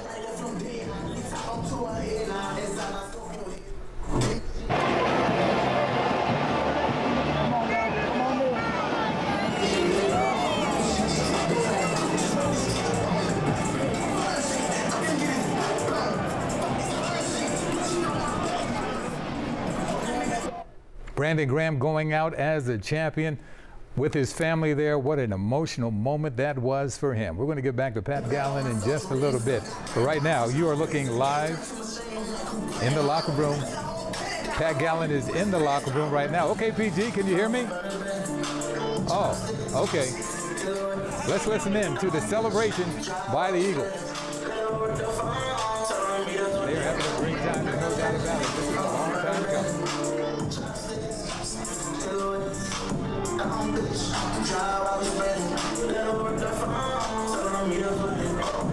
Many of the reporters from our area and from around the country. This game that all came to an end tonight with an Eagle 40-22 win over the KC Chiefs, the back-to-back champs. Let's check in with Don Bell now. He's still in New Orleans on the field. DB. Yuki, it does not surprise me that you guys couldn't take that video absolutely full in the locker room. You never know what's going on there in those post-game celebrations. Congratulations to the Philadelphia Eagles, 40-22 over the Kansas City Chiefs, stopping that three-peat and, of course, winning the second title in franchise history. Now, there's so much to discuss with this game, right? So many things went right for this team, but overall, the vibes were immaculate. They came out, they played hard, and they executed in places that the Kansas City Chiefs absolutely could not. We've never seen Patrick Mahomes play like this, and you got to give the Eagles defensive line a ton of credit because they harassed him over and over in this game. At last check, he had 6 sacks. Obviously, he padded his stats in the end of this game late in the fourth quarter, but overall, a tremendous performance by Vic Fangio's defense. And when you talk about that defense, I really look at that defensive line. And the leader of the pack there, maybe not always in performance at this stage in his career, is, of course, the OG, Brandon Graham. 15 years into the league, we didn't even know if he was going to be able to play in this game because he tore his triceps in late November in that win over the LA Rams out in LA. And so this week, he was taken off injured reserve. In fact, that just happened yesterday. Practiced with the team, was able to play here tonight. Talked to him off camera a little bit, and he says, I'm not sure if I'm going to call it quits because at the beginning of the season, he said that this would be his final year. We did hear from BG. Here's number 55.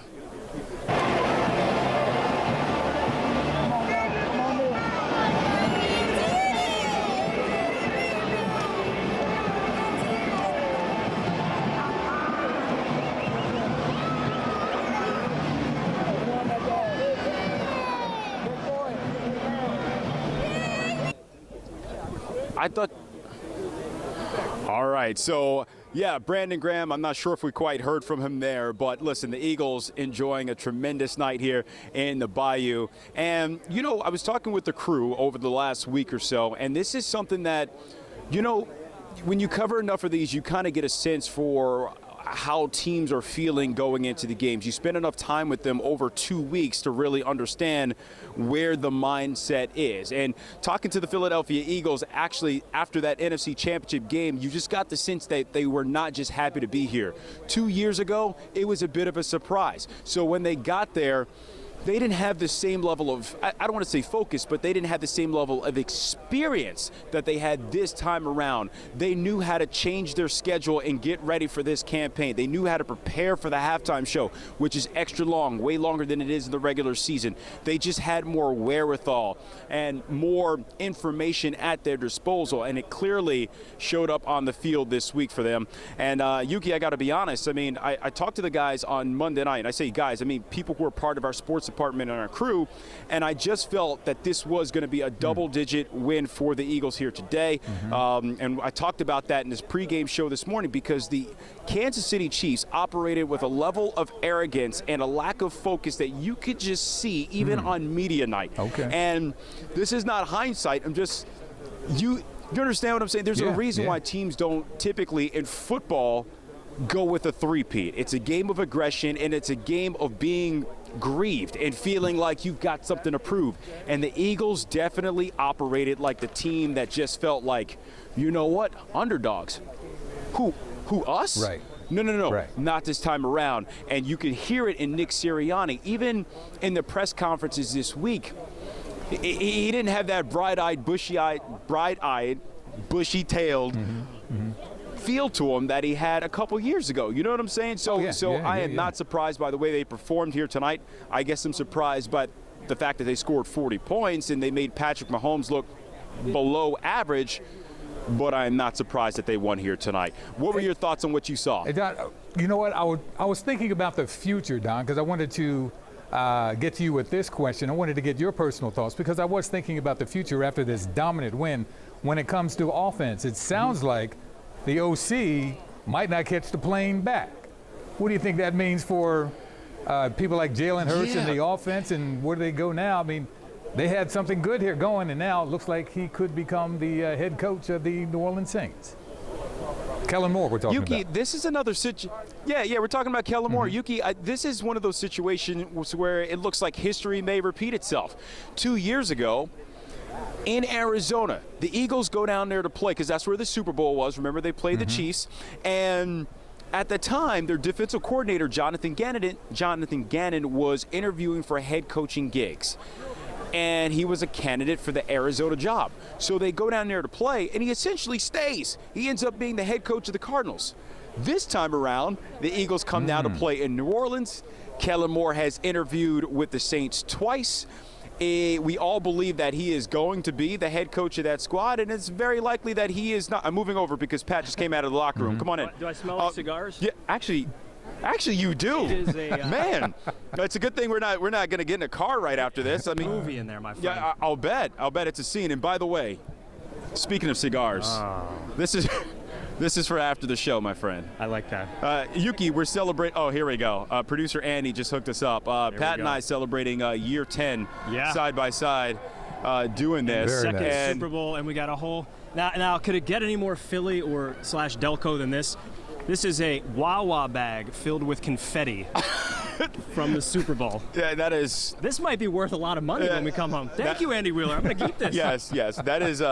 That is very Philly to have that in a Wawa bag. So, have some hoagies ready for us as well. And we'll get more off thoughts the flight sometime tomorrow. We'll get more thoughts on Kellen Moore when we come back to you in just a little bit, and Pat can join in with us as well, okay? You guys stand by because we want to go to Aziza Shula right now. She's in Center City overlooking the celebration going on tonight in this great city of ours with Eagles Nation. Very happy tonight. Aziza? That indeed, Yuki. Eagles Nation is excited. They are just reveling in the glorious moment that we have here. Broad Street is still packed. The magnitude of excitement is indescribable. We also have Philly's finest patrolling the sidewalk. I'm talking about the Philadelphia Police Department. They are posted up near every light post almost to make sure people aren't climbing the poles. We did have a few pole climbers or tree climbers, but they did make their way down, and Philadelphia police are ensuring that fans remain responsible and safe as they do celebrate. I'm actually with one of my favorite fans, Duchess. You're from South Philly, right? Yes, I am. 20th Street all day. Man, it was an amazing game. What was your thoughts when you first saw the Eagles just take the field with such confidence? My thoughts was, let's do this. My thoughts was, I knew we were going to win. All we had to do was just get to the fourth quarter and bring it home. And they came out for retribution. Yes, retribution it was. Oh, my God. Now, they're used to this. They're used to coming back with a vengeance from in the 2004 when they did it to the Patriots. Now they did it to Kansas City. Kansas City was a little cocky. I know. Well, it is what it is because, you know, Tom Brady, he thought he was going to retire with another ring. We took that from him, and now Mahomes need to go back home, okay? And he's going to go back home because we took it from him. And let's talk a little bit about Saquon Barkley, everyone's favorite. You see, we see tons of Saquon Barkley jerseys. Happy birthday, baby! Happy birthday! I love that here at the Cambria Hotel in the lobby. All of the fans saying happy birthday to Saquon Barkley, which was beautiful. It was just a little touch to let him know that he's appreciated in this city. But to even further show that appreciation, we can see fans wearing Saquon Barkley's jersey. That's the most popular jersey I'm seeing out here on Broad Street. In addition to you have Devonte Smith, you have Jaylen Hurts, but Saquon Barkley, number 26, is appearing everywhere you look in the crowd. You can point out a Saquon Barkley jersey, but of course, Jaylen Hurts won MVP. Oh, yes, all of them got MVP, but Hurt, he made it hurt. I love him. He made it. And I love what you said about the way he walks out with that Philly facial expression. Yes. He's not from Philly, but he owns it. He owns it. He showed people what Philly is all about. Everything ain't about words, it's about action. And he pulled it through. And I would say the fans are also what Philly is all about. You have the Eagles defense, you have the Eagles offense, but then you have the Eagles fans, that third division of the team. They show up day in and day out. One nation. Yes. As green is one nation. One nation. We're not a city, we're not a state, we are one nation. And that's what we're seeing out here on Broad Street. One nation of Eagles fans. I don't know if you can see the green confetti people are throwing in the air. It's kind of like giving a sparkling effect to the scene. You see green sparkles and confetti. I also see Eagles flags and, of course, the Kelly green jerseys everywhere, flooding Broad Street. Who knows how long this will go on? It's been several hours now, and it's consistently remained packed. I see there is a significant portion of the crowd that's moving south. Looks like they're heading towards South Street perhaps, and then north toward City Hall. It's still flooded with flocks of people. I have some people in the middle here trying to take a pose for a picture. It looks like someone on another person's back just posing and taking in this moment, Yuki. It's truly a sight to see. I've never seen anything like it. A little bit, I would say, comparable to the NFC Championship game. After that, fans came out and celebrated, but here tonight, it's just beautiful. It's majestic. It's love, brotherly and sisterly love. You see people coming together and just marking this milestone of a moment, Yuki. I'm looking at you can see some of the gaps in the crowd right there, but as we look further down the street, yeah, you see fireworks and more people at the other end of the street. It looks very good. It looks fun, invigorating. You see the lights on the building. It looks absolutely amazing. Folks talking about this game, and they'll be talking about it for a very, very long time. We are the champions. That sounds so good. Folks are out everywhere. They're still out. Let's check out at Broad and Cottman. Take you a live pick right now. This is where folks have been gathering for years. Frankfort and Cottman. This is where folks gather for years to celebrate our championships, and they're doing the same thing tonight. And once again, the Philadelphia police are out making sure everything stays calm, stays safe, and I'm sure some of our law enforcement officers, the men and women, are smiling as well, because this is a family affair. As you can see right there, a sea of green, a sea of humanity right there. Wow, Frankfort and Cottman, this is where it all goes down. This has been a special night, a long 2 weeks, definitely a long 2 weeks, but it came to an end with this, a championship for the city of Philadelphia and Eagles Nation everywhere. Our two teammates are down at the field at Caesars Superdome. Let's get back to Don and Pat. Gentlemen. All right, Yuki, thank you. Listen, I think that when we look back on this, historically speaking, we're always going to remember Saquon. But defensively, what we saw in the first half tonight was a masterpiece. Yeah. 1 first down is what they gave up to Patrick Mahomes in this squad, and 23 yards. And it really, it was all about the defensive line in so many ways. Yeah, and one of the keys to that is that the defensive line was only sending 4 guys, and they were blowing up that Kansas City offensive line. They weren't sending exotic blitzes. No. They weren't sending extra guys here and there. They were doing it with the 4 guys on the field. Jalen Hunt had a great game. Jalen Carter, as always. Yeah. Milton Jordan Jordan Davis had a sack. Milton Williams has been sort of like an unheralded, unsung hero this season. But the one guy who led the team in sacks, Josh Sweat. And he's had kind of an up and down career in Philadelphia, and I got a chance to catch up with him in a very loud Eagles locker room about that very thing and how Brandon Graham kind of helped him through things. Here's Josh Sweat. What does Philadelphia mean to you? Hey, toughness. The toughest place probably to play. You know, you better be on your stuff or they coming to get you. But man, so it's the most love you can probably get, man, from a fan base. So I appreciate every one of them, man. They showed up a lot this game. You can hear them. This was our stadium tonight. And how do you think playing in Philly strengthened you as a player and a person? I'm gonna be real, you gotta already have it in you, because it ain't no, if they own you, you know it's bad already for you. So you gotta already have, you know, that Philly mindset in you when you come here, and because they'll let you know for sure. You know, BG went through some tough times early in his career. How did you connect with him with certain things? Like, what did he say to you about staying through it?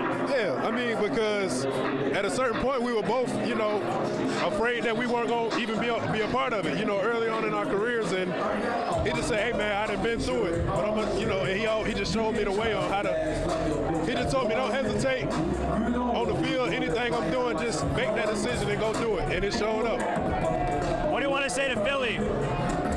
I appreciate y'all, man. We brought this one home for y'all, and I'm going to see y'all at that parade. 2.5 sacks for Josh Sweat and 1 bleeped out curse word. Just amazing performance from him. And like I said, a guy who's been up and down in his career, who is working off of a 1-year contract, who just made himself untold millions of dollars by beating up on Patrick Mahomes and the Kansas City Chiefs in the Super Bowl, biggest game of his career.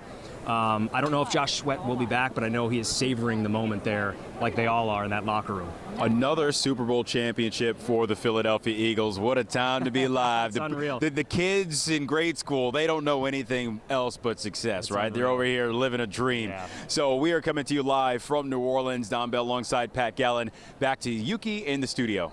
Gentlemen, before you go, I need you to look into the future for me. After what you saw tonight, and given the ages on this team, we have a lot of talented players on this team. What do you see in the future? Could we possibly be in position for a back-to-back, or even beyond that? Your thoughts? I know the little old schedule maker makes Yuki. I know. I'm looking ahead, man. The confetti's still falling I from want the more. sky. The champagne is not even dried on my jacket. I know. He still smells like cigar, and you're talking about a repeat. But I like that. The chances. But you know what? That's what we expect from Yuke, though. I mean, dude is he is nothing but excellence. He wants to see excellence continue. Absolutely. Yes, Okay, indeed. so here's what I'll say about this. Yuki, they have the youngest defensive unit in football. That's a little fun fact that people don't know. Yeah. And these guys came out of nowhere. Jaylen Carter's in his 2nd year. He's walking around like a little baby Warren Sapp. So, you know, he's got some growing to do still. Jordan Davis just shows up in a run game. And Cooper DeJean and, of course, Quinion Mitchell, 2 fine rookie cornerbacks who are up for the Defensive Rookie of the Year awards. The defense, listen, yes, the answer is yes. They should be in contention last year like they were the year before and the year before that. But here's the one thing that I will say, and that I've said over and over again pretty much all season long. You might be getting tired of hearing this. Give Bond the bag. Zach Bond needs to get paid. He has been the linchpin of this defense. I don't think they're able to achieve what they achieved this year without his ability in the middle. He can fit the run game. He can drop into coverage with the best of them. He can rush the passer. He's been incredible this year, was nominated for Defensive Player of the Year, and rightfully so. I thought he should have won. He didn't, but they've got to bring him back. He's only 27 years old, about to be 28. And not the wear and tear he's got as other players have at that age. For sure. And Yuki, one last point on this, right? And I love hearing Tom Brady talk about things like this. And that's every year is its own season. It's got its own flavor. Yeah. And you don't just roll in March, OTAs into training camp and pick up where you left off. You literally wipe the slate clean. And that's why the great teams really are in the pantheon, right? Like the Patriots, the Chiefs, and the 49ers of the past, and the Dallas Cowboys of the 90s, because it's so difficult to repeat in this game. Sure. and to continue to go year in and year out. Only the elite of the elite are able to do that. And so that's what we're going to find out about the Eagles, right? Are they a one-hit wonder, or do they have more? But the last point I'll make on this is, man, if they don't have the best owner in this city, they don't have. I mean, they have, and one of the best owners in the NFL. You look at the last quarter century of work for the Philadelphia Eagles, and my goodness, there's about, I don't know, like 28, 29 other teams in the NFL that would happily trade with the Philadelphia Eagles. So Jeffrey Lurie is.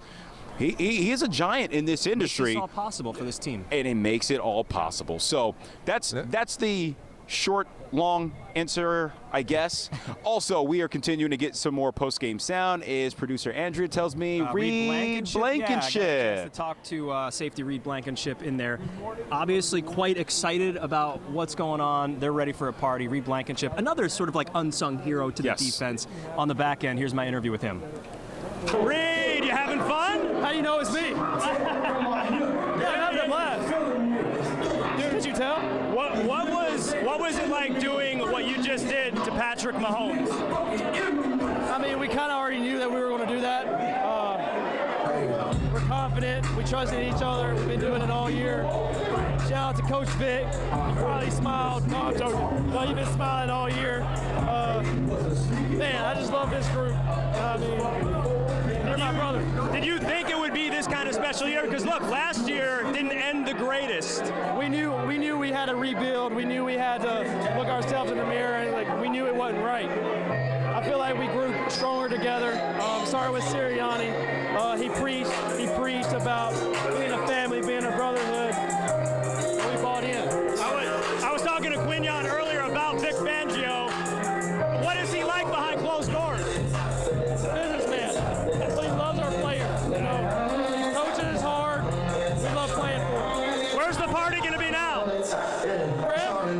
Party on Broad Street. Party on Broad Street. That's pretty much what they all said. They can't wait to get back. But he also obviously talked about Vic Fangio and the job that he did. And earlier when we spoke with Quinyon Mitchell about Vic Fangio, he said he's a jokester? Yeah, he's funny. I've never seen that before. He gives these one-line answers. Exactly. He's got that stoic look on his face. But he has been the reason why this defense made a turn. And without Vic Fangio, without them going in that direction, where are they? Where are they this year? Yeah, and I mentioned it earlier in the show. We got to give a shout out to Vic Fangio, right? He's 66 years old. He's from Pennsylvania, not too far from our area. Grew up a Philadelphia sports fan. Yeah. Was 0-8 all time against Patrick Mahomes.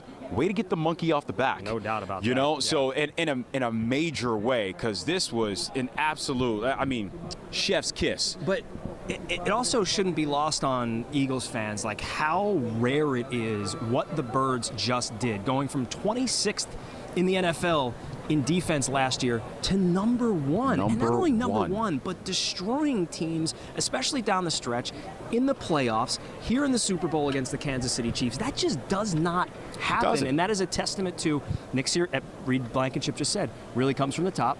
Nick Sirianni and what he preaches, and then, of course, Vic Fangio and his defensive scheme that he has brought here that fits this roster perfectly. And when Yuki asked, like, can this continue? Mm-hmm. You mentioned the ages of these guys, Quinyon Mitchell, Reed Blankenship, Cooper DeJean. They're young, they're feisty, they're talented, and they've got 66 years old. I don't want to say he's an old man, but like in the NFL game, you know, he's been around, he's seen it all, and Watch he's that old man talk. Sorry, you. Sorry, I said it quietly. Exactly, a whisper, a little whisper, yeah. But he's connected perfectly with this roster. And there's one other thought on that, right? When we talk about the future, man, the GM of this team, Yuki, Howie Roseman. Yes, indeed. We always talk about it, right? Like, we appreciate this team for what they do during the regular season. But as soon as the final whistle is blown, it's Howie season. Yeah. And there is no season like Howie season because you look at these players, whew, I mean, he has done a masterful job in getting them in here. And what's funny is, and this isn't to bring negativity to this, but like Bryce Huff was their main free agent signing, 3 years, $51 million, did not have a very good year. They were able to overcome that and become the #1 defensive. There aren't many teams in the NFL that would be able to do that when their top free agent signing does not have a very good year. Howie Roseman's masterclass. Yeah, masterclass. yeah, and people are crying about the loss of Hassan Reddick, and we're not talking about it tonight. Nope. All right, so Yuki, back to you. I'm getting the hard rap here. Are you okay? Yuki, Let's go. Back to me. Back to the studio. We'll talk again before the night's over because I want to talk more about Jeffrey Lurie because I remember when he bought the team from Norman Bremen, his goal was to get to multiple Super Bowls and win. But by golly, that's starting to come to pass these last few years. So, gentlemen, we'll get back to you shortly, all right? Stand by. Well, some Eagles fans in New Orleans watched the big game together at a place called the Cat's Meow 2. You may have heard of it. That's on Bourbon Street, and that's where our Marcela Baeta was, and she took a listen to some of the celebrations. And they celebrated one of the many big plays the Birds made during the big game, and we spoke to a happy Eagles fan on Bourbon Street. When we got into the fourth quarter, and I was like, oh my God, this difference is crazy.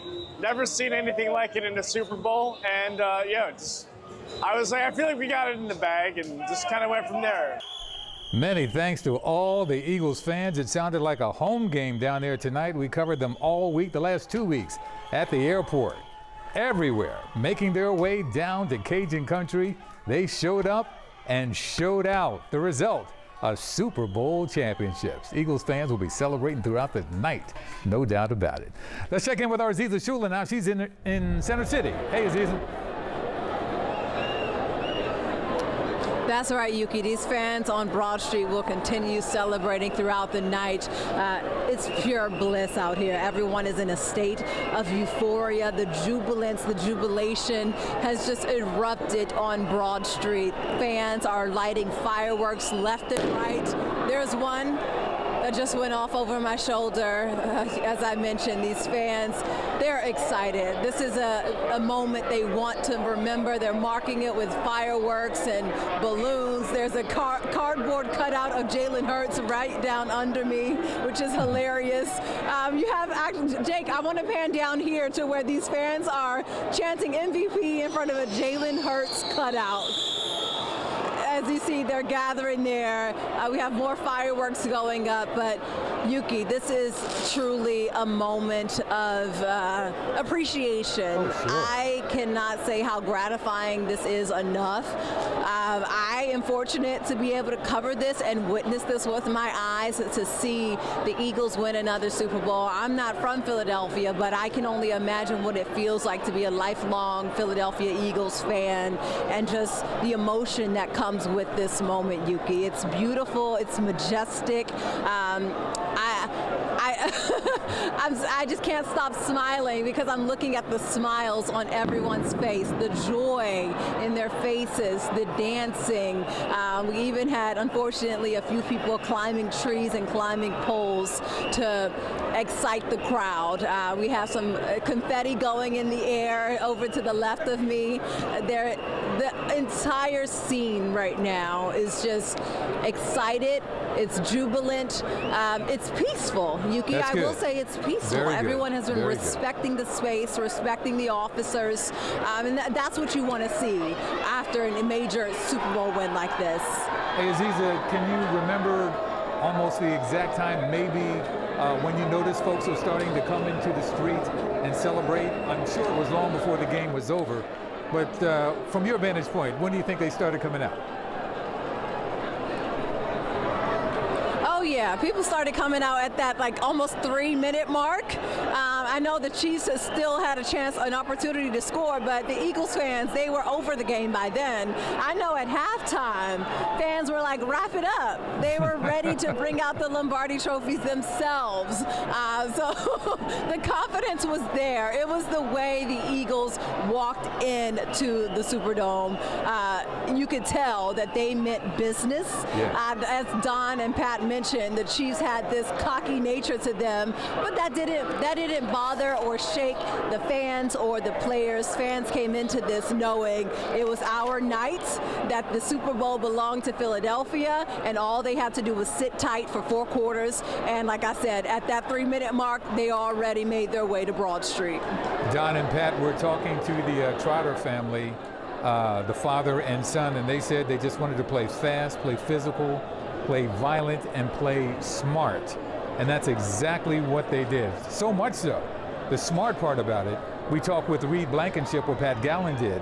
And I remember seeing, and many of you who watched the game probably saw it too, early on when things were going the Eagles' way, he would get on the bench and tell his teammates, he'd motion his palms to the ground, say, all right, take it easy. We know what we got to do. Don't get overjoyed. We have a big win. We have a big lead. Well, let's stay in the moment. Let's keep the main thing the main thing. And just seeing that from Reed Blankenship, telling his teammates, and everybody was responding, they got it done. And this is the result right here that you are overlooking right now, Aziza. That's got to be a special place, no doubt. Like I said, I'm fortunate to be here. This is a special moment, and I don't take it for granted.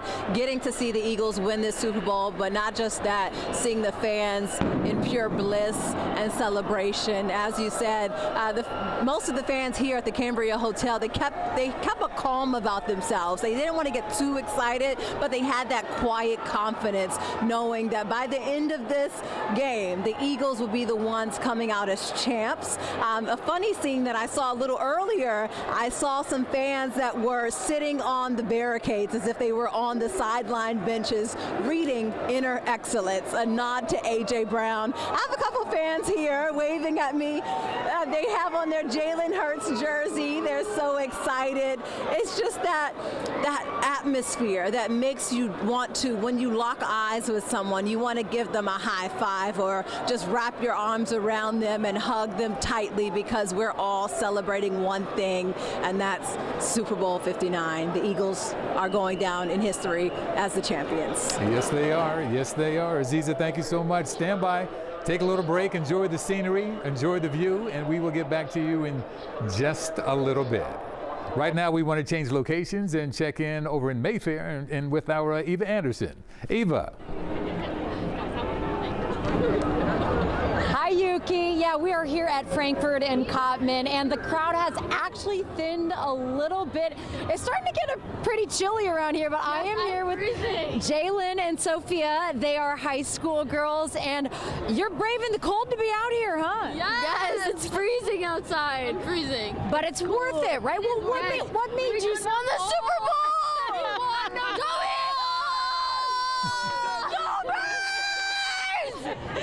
So now, do you ladies remember the last time?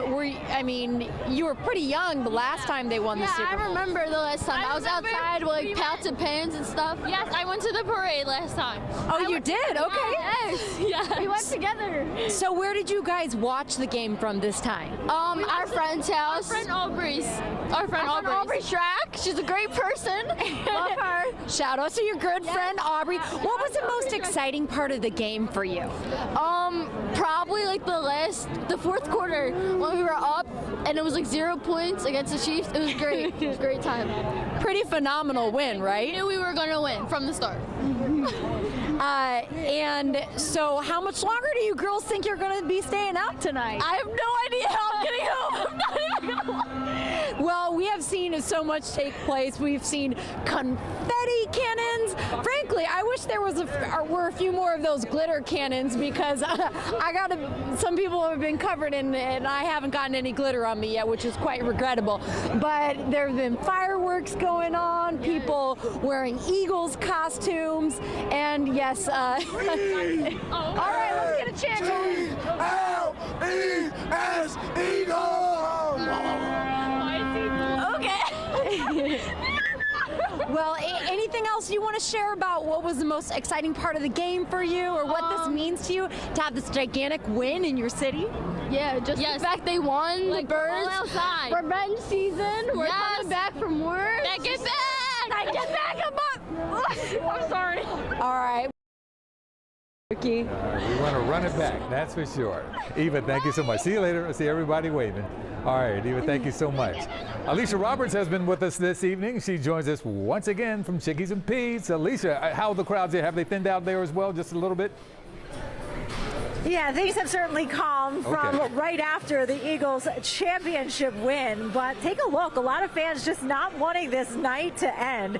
Hey, when you get an Eagles Super Bowl championship, you want to savor every moment of it. You can see a lot of fans here still celebrating tonight. And I think the big takeaway from being here at Chickies and Pete's is that fans made plans. They wanted to remember exactly where they were on this night, who they celebrated, all the moments that we cheered together.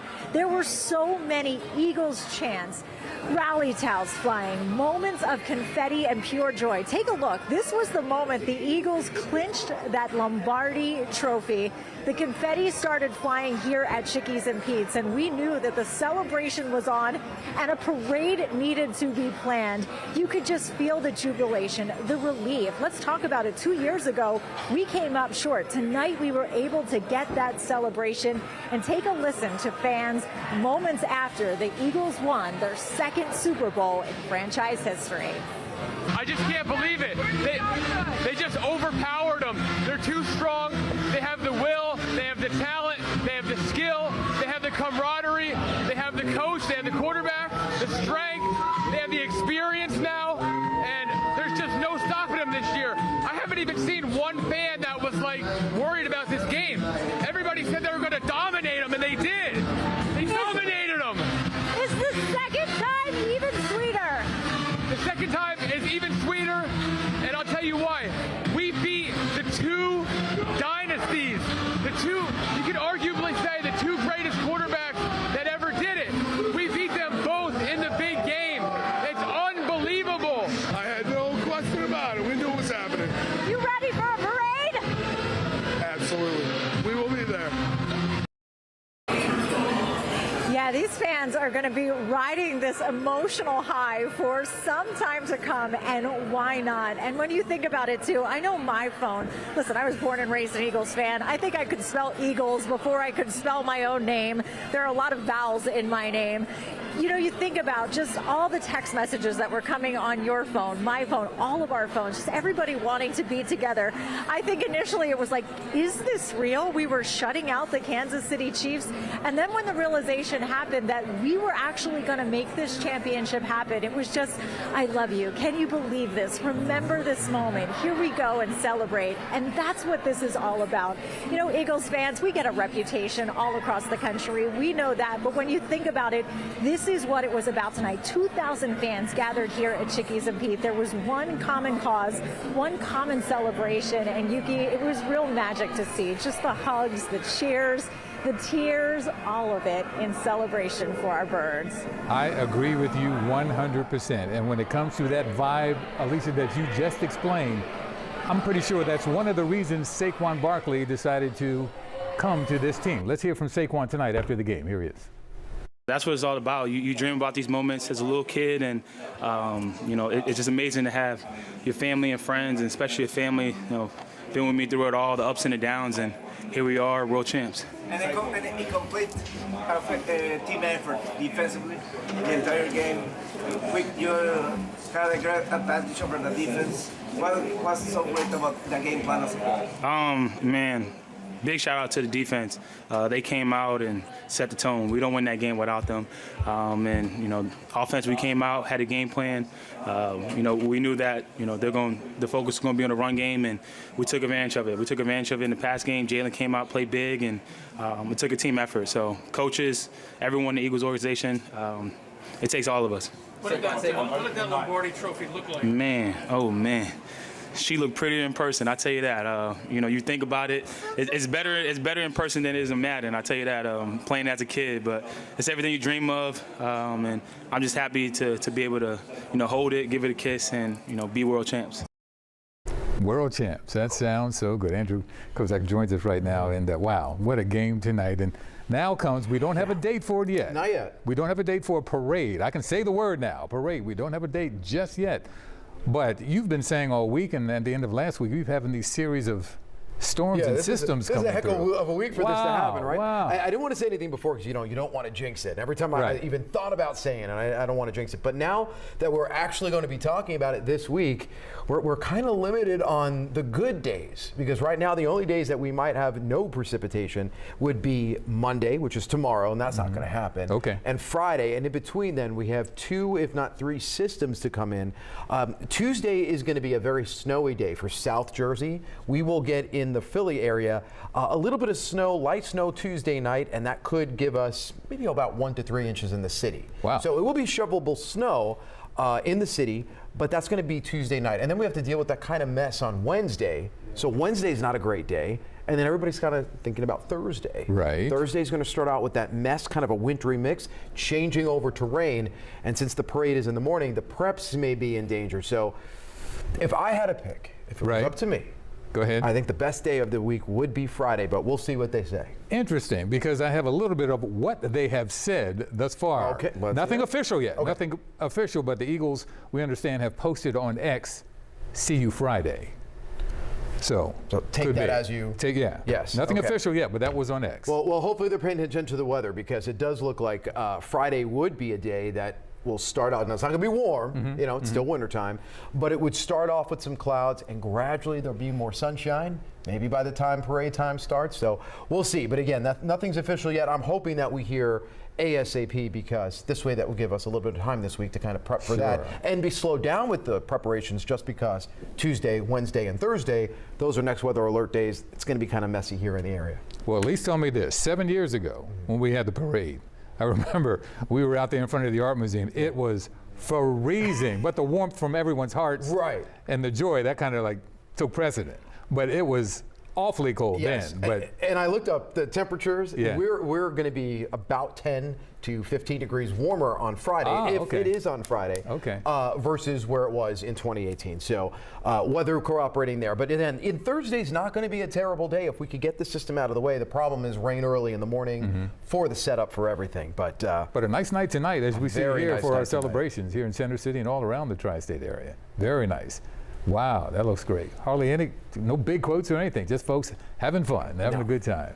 Well, we've got those next weather alert days for Tuesday, Wednesday, and Thursday. Again, tomorrow's a really good day for everybody going into work, hopefully on time tomorrow. That's right. We're going to get to that right now, as a matter of fact, when it comes to schools. Thank you, sir. Yeah, Don't go too far, all right? Don't go too far. There are 6 districts that will have a 2-hour delay tomorrow morning to give students and their families a little more time to get out of the house after tonight's big win, and that includes the 5 you can see right here. And Camden County Technical School District. The School District of Philadelphia will not have a delay tomorrow. You may remember and may have seen Dr. Watling saying he's staying with tradition and not having one this year, because we didn't have one back when we won it 7 years ago, and we won. So now he did the same thing and we won. So he's staying with tradition. You can find that full list of districts with delays on our website, cbsphiladelphia.com. Let's get back to Center City. Aziza Shula standing by in Center City. She's high above this shot right here at the Cambria Hotel. Hey, Aziza. Hey, Yuki, the party keeps on going. Fans are still gathered here on Broad Street. Some of the people have dispersed just a bit, but the energy remains pure bliss and celebration. I'm actually here with a few fans from Jersey. We got some Jersey boys who are Eagles fans. How are you doing? I am awesome. The Eagles won a Super Bowl. I cannot be any better. Jaylen Hurts, love you. He was the MVP. Tonight was truly majestic. Like, we knew from the beginning that it just felt right. Everything felt right. Yeah. Over the moon, Cherry Hill, New Jersey, Austin and Andrew's dad. I love you guys. I had to wait 31 years for a Super Bowl. Austin and Andrew, you had to wait 1.5 years. Let's go, baby. Super Bowl champs. And we just talked about it in studio that some schools may be delayed. Others will have school tomorrow. Cancel them. Cancel the schools. Yeah. Tri-State, we're doesn't happen done. that often. Just cancel it. Haddon Heights, 2-hour delay. 2-hour delay. It's okay. There's like 300 kids that go to that school. Don't matter. It's a great day. You don't know how many times it's going to happen. Exactly. Super Bowl, Austin, Andrew, love you. Cherish this. You're asleep. You should be asleep. We love you. That's so true. This is a rare moment that many of us don't get to see often. The Eagles are lucky, though. We just got a Super Bowl in 2018. Now we have another one in 2025. I think we can do it again. I think we can do it for the next We are going to do it again 3 years. 3 years. We got this. E-A-G-L-E-S, Eagles! Yuki, it's after midnight and the energy is still on 1,000. You would think it was still 6:30 when the game was just getting started. Let's take another look at Broad Street before we go. We have fans gathered in a circle here, dancing, other people just snaking through the crowd. Broad Street is completely covered in glitter and confetti. I have some people waving to me down there. Hi, how are you? I mean, no need to ask how people are at this moment because I know that they are just excited. They are in euphoric state because this is unbelievable. This is something that, like I mentioned, many people don't experience in their lifetime, and a lot of Eagles fans have experienced this twice now, and we can't say it enough. We are proud of our Philadelphia Eagles as fireworks light up the sky. City Hall is lit up in green. The entire city is bleeding green, and we are proud, Yuki. Yes, we are. Yes, we are. Always will be. Such a dominant performance tonight. Yes, indeed. Aziza, thank you so much. We're going to go back now to the room or the dome where it happened and check in with Don and Pat. Gentlemen. All right, Yuki, thank you. Listen, there's one guy who we really want to talk about, a guy who we want to sing the praises of, and that is Devonte Smith. And the reason why we want to go there is because, man, we are standing on the soil in which he was born, which he was raised, and this has got to be a surreal experience for him. Yeah, and, you know, I jokingly said that earlier today he would have a huge game. 3 touchdowns is my bold prediction. Now, he did score 1. It was a beautiful throw from Jaylen Hurts to Devonte Smith. But, you know, he's sort of the Slim Reaper, but he's also like the quiet one in the locker room. And our Casey Kuhn photojournalist was in there and said, you know, he's just kind of walking around, taking it all in, not really partaking in the craziness of the locker room. But that's just Devonte, and it's been really cool to get a chance to talk a lot more about him because Saquon gets a lot of the love, AJ gets a lot of the love, Jaylen gets a lot of the love, and it was also really neat to, you know, take that 75-mile drive that we've been talking about this week north. I went up there on Wednesday and got a chance to sit down with his mom, Christina, who was fantastic, so proud, but you could tell right away as soon as I met her where he gets that stoicism from. That demeanor. That demeanor really comes from her, and she just, you know, had that one message at the end for Devonte: do what you always do, play the way you always play, be who you are, and he did. Had a huge touchdown catch, and you know, he's an unsung hero for sure, but he's also very, very important to what they do on offense. Yeah, and I like to point out it takes all different types. People who play that position, wide receiver position, known as divas, known as loud, boisterous guys, he is absolutely the opposite. So congratulations to Devonte Smith, who, by the way, competed for a couple of high school championships in his building, and I don't think they ever crossed the finish line with that. So here he is in his home state, able to win a Super Bowl championship and in also, this building. Pretty crazy stat. He became just the 5th player in NFL history to win a national championship, a Heisman Trophy, and a Super Bowl. Only 5 players in the history of the league have been able to do that. That is incredible. Yeah, so you know, some roses, some flowers for Devonte Smith. As for some of the other guys, here's some more post-game reaction from here on the field. Shout out Vic Fangio for calling a great game. Shout out the 4 up front. We were getting it done by rushing 4, and that was a big part of the game. That dude, man, special. Special players make special plays. He thrives in that environment, man. Thrives in that type of pressure, man. He's amazing, man. Man, just feel great, man. All the hard work and dedication and sacrifice they put in, man, it just felt great. I mean, this defense just dominated tonight. How did that happen? Just doing our job. You know, we know when we come out, you know, and everybody just plays sound. Man, that D-line, man. That D-line was getting after today, made it easy for the back end, man, and we just played as one. So here's the thing. I have a nephew. He is, almost 6 now. And he's a Philadelphia kid. Yeah. Literally born on Broad Street.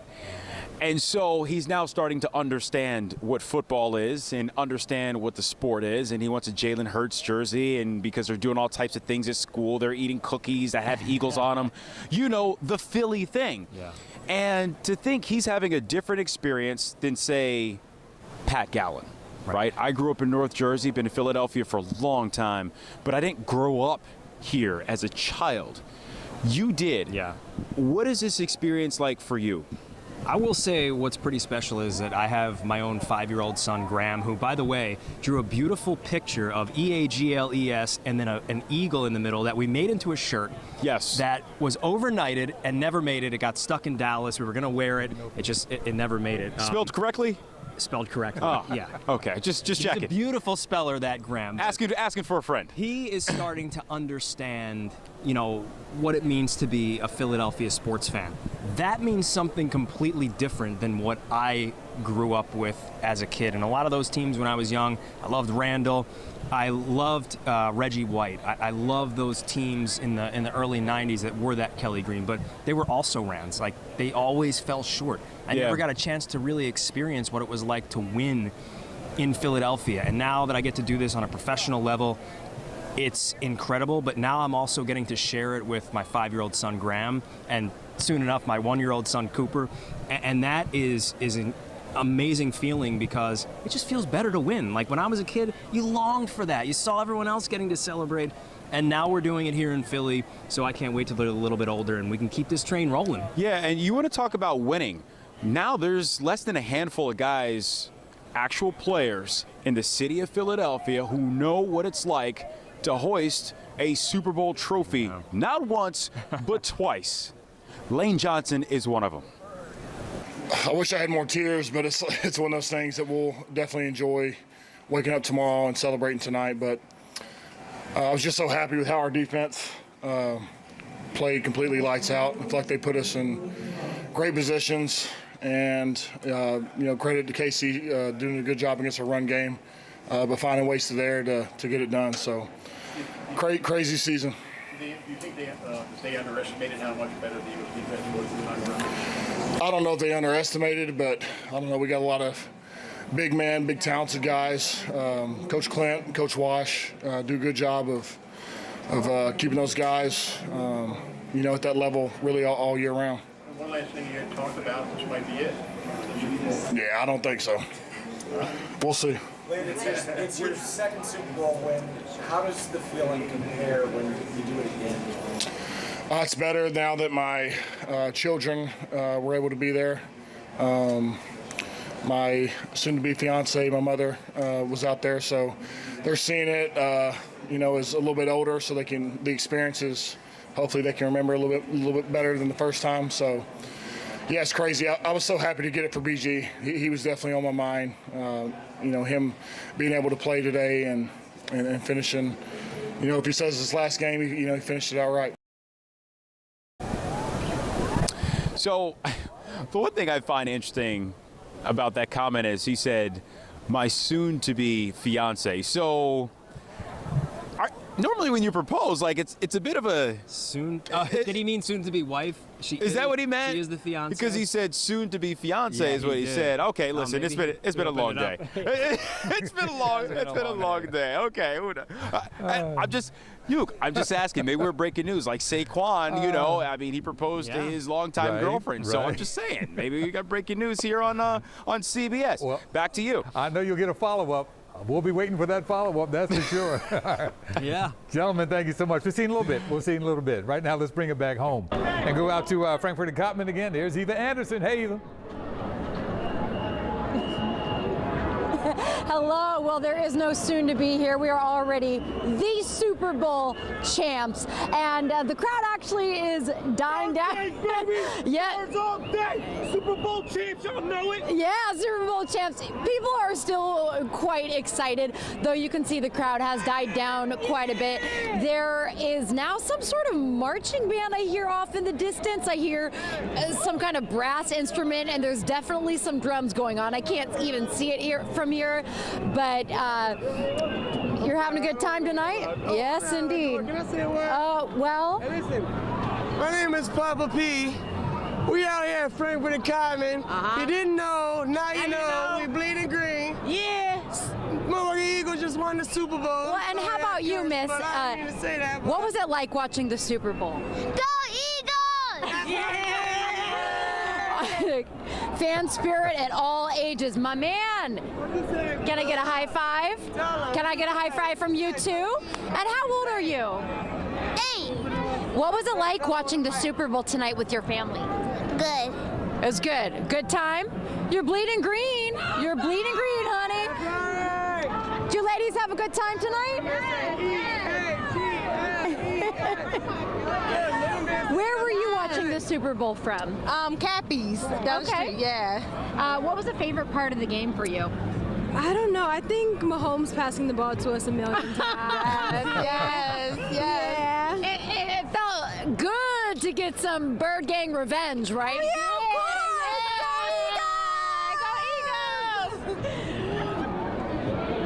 Yeah, you know, earlier in the week I covered a story on a tattoo artist who made this Bird Gang revenge, really elaborate design on a sweatshirt, and it was one of those things where he had a limited number of days where people could wear it and be sure that before they got the win. But now he's gonna get a lot more use out of that, the birds ripping up this Kansas City helmet. It's a really fun design, and now we'll be able to wear it with pride all year long because we did get that revenge. Yes, we did. Yuki? In a very big way we did. Thank you so much. Again, 40-22, the final score, and it wasn't even that close. Wasn't even that close. Let's get back to Aziza Shula now in Center City, high above the crowd that seems to be thinning out just a little bit. Aziza. Yeah, Yuki, I don't want to say the party is dying down, but it's definitely dispersing off of Broad Street. You see all of these pockets where you can actually see the street now. At first, all you could see were Eagles fans and jerseys everywhere. Now we have people making their way to their next destination. But one thing I know for sure is the night is not over. I'm here with this lovely couple from New Jersey. Tell me your names and where you're from. Jillian from Cherry Hill. Joe from Haddon Township. And you all made your way from 18th and Arch over here to Broad Street. What was the scene like making your way over? It was absolutely electric.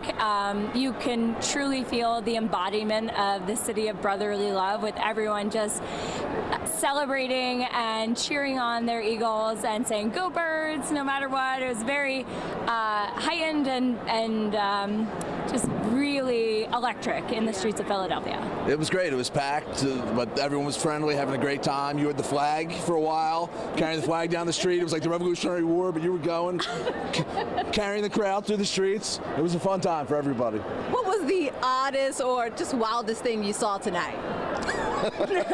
There were pandas hanging out with eagles on the street, people in costumes, everyone having a great time, and a lot of craziness I can't say on camera. Yeah, it's certainly an interesting night. One of the most interesting things I probably saw tonight was a Jason Kelce candle that someone was praying to during the game. And they said they light this candle whenever they feel like the Eagles are in trouble. But there was no moment tonight that was needed. The candle was never lit tonight, probably. No. It was a solid game. It was not lit. And, I wish I knew the reference, but I saw a reel on Instagram that this woman said, "In the name of the Father and the Saquon and the Holy Ghost." And I have been praying to that ever since I saw it, girlfriend. Yeah. Saquon Barkley came to Philadelphia, and we welcomed him. He's the Prince of Philly at this point. We fell in love with him not only because of his character off the field, but he has been magnificent He's been great the whole time. It's a spectacular season, record-breaking season. It was a good thing to watch. I hope we have him back for many years to come. Sure do. I grew up in Ocean County, New Jersey, which is kind of the divide between New York Giants and Philadelphia Eagles. So I grew up as a Giants fan, now converted to Philadelphia Eagles. And I said, as soon as I knew that Saquon was coming, Philadelphia does not even know the gift that is coming to them. And here we are. Oh my God. So I was wondering who those people would be, the Eagles converts, as we call them. So Yuki, it seems we have some people who have converted to Eagles fans. How can you not want to be a fan tonight? Like, there are people around the country who may have never been to Philadelphia, but they were rooting for us. And this was a couple of years in the making. I lived in the city, I lived back in Jersey, but it's been an absolute delight. How can you not just feed into this Philadelphia sports culture? It is just energetic, it's thriving. It's unique. Contagious. Yeah, it's contagious. Well, thank you all so much for joining me tonight. I hope you all continue to enjoy the night as we have some fireworks near City Hall that is really just painting a picture of what most of us are feeling. We're feeling excitement, we're feeling the electrifying energy and just the rapture and euphoric vibes here. I can't say it enough.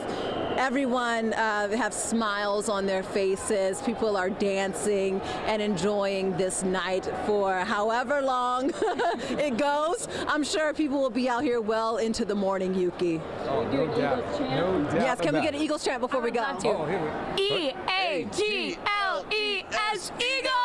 All right now. Thank you so much. We had to get that out. Thank you both. Y'all be safe. Have a great time. Indeed. Next thing to do now is have a parade. Talk about a parade. Let's do that. I was saying this earlier. People were asking me all week long, and I said, listen, I don't want to jinx it. Not that we didn't think about it. Not that we didn't think about it. Right. But listen, now that we're here, we've made it, right? Yes, sir. Now we've got to talk about the week ahead because we've got a small window of what we want to see for we our had a series of storms lined up. We do, and I want to show you guys a real quick. I don't want to bring the energy down, right? Okay, Because we got all this going on tonight. Okay. Right now, things are clear, things are nice. We'll have some sunshine tomorrow, but we already, from Tuesday afternoon through Wednesday afternoon, have a winter storm watch in effect in blue. Does not include Philadelphia, but it does include much of central and southern New Jersey. This next storm that's coming in Tuesday, and it's the first of a few, is going to stay mainly to our south, but that also means that the southern areas are going to get the most amount of snow. So the heaviest snow will be south across central and southern Jersey. We could get up to 5 to 8 inches in areas like Atlantic City, Cape May. Serious? Yeah, the city itself, shovelable snow, but maybe more like on that 1 to 3 inch range. And February is like our snowiest month on record, right? It should be, yes. Okay. Now on Wednesday, we have a little bit of a mix late turning over into rain. So it's kind of that sloshing mess. And that ends as rain on Thursday morning. So most of the day Thursday will be cloudy, but dry. But the problem is the preps in the morning for Thursday would be underneath some of that rain. I see what you're doing here. Yeah, so we're trying to get here to the best of all this, which would be, I think, Friday. Okay. Friday might be the best day. I want to show you guys real quick. Tomorrow looks great, right? Lots of sunshine. You know what I like to say, sunglasses on, sunrise down, yada, yada, yada. We got that for Monday.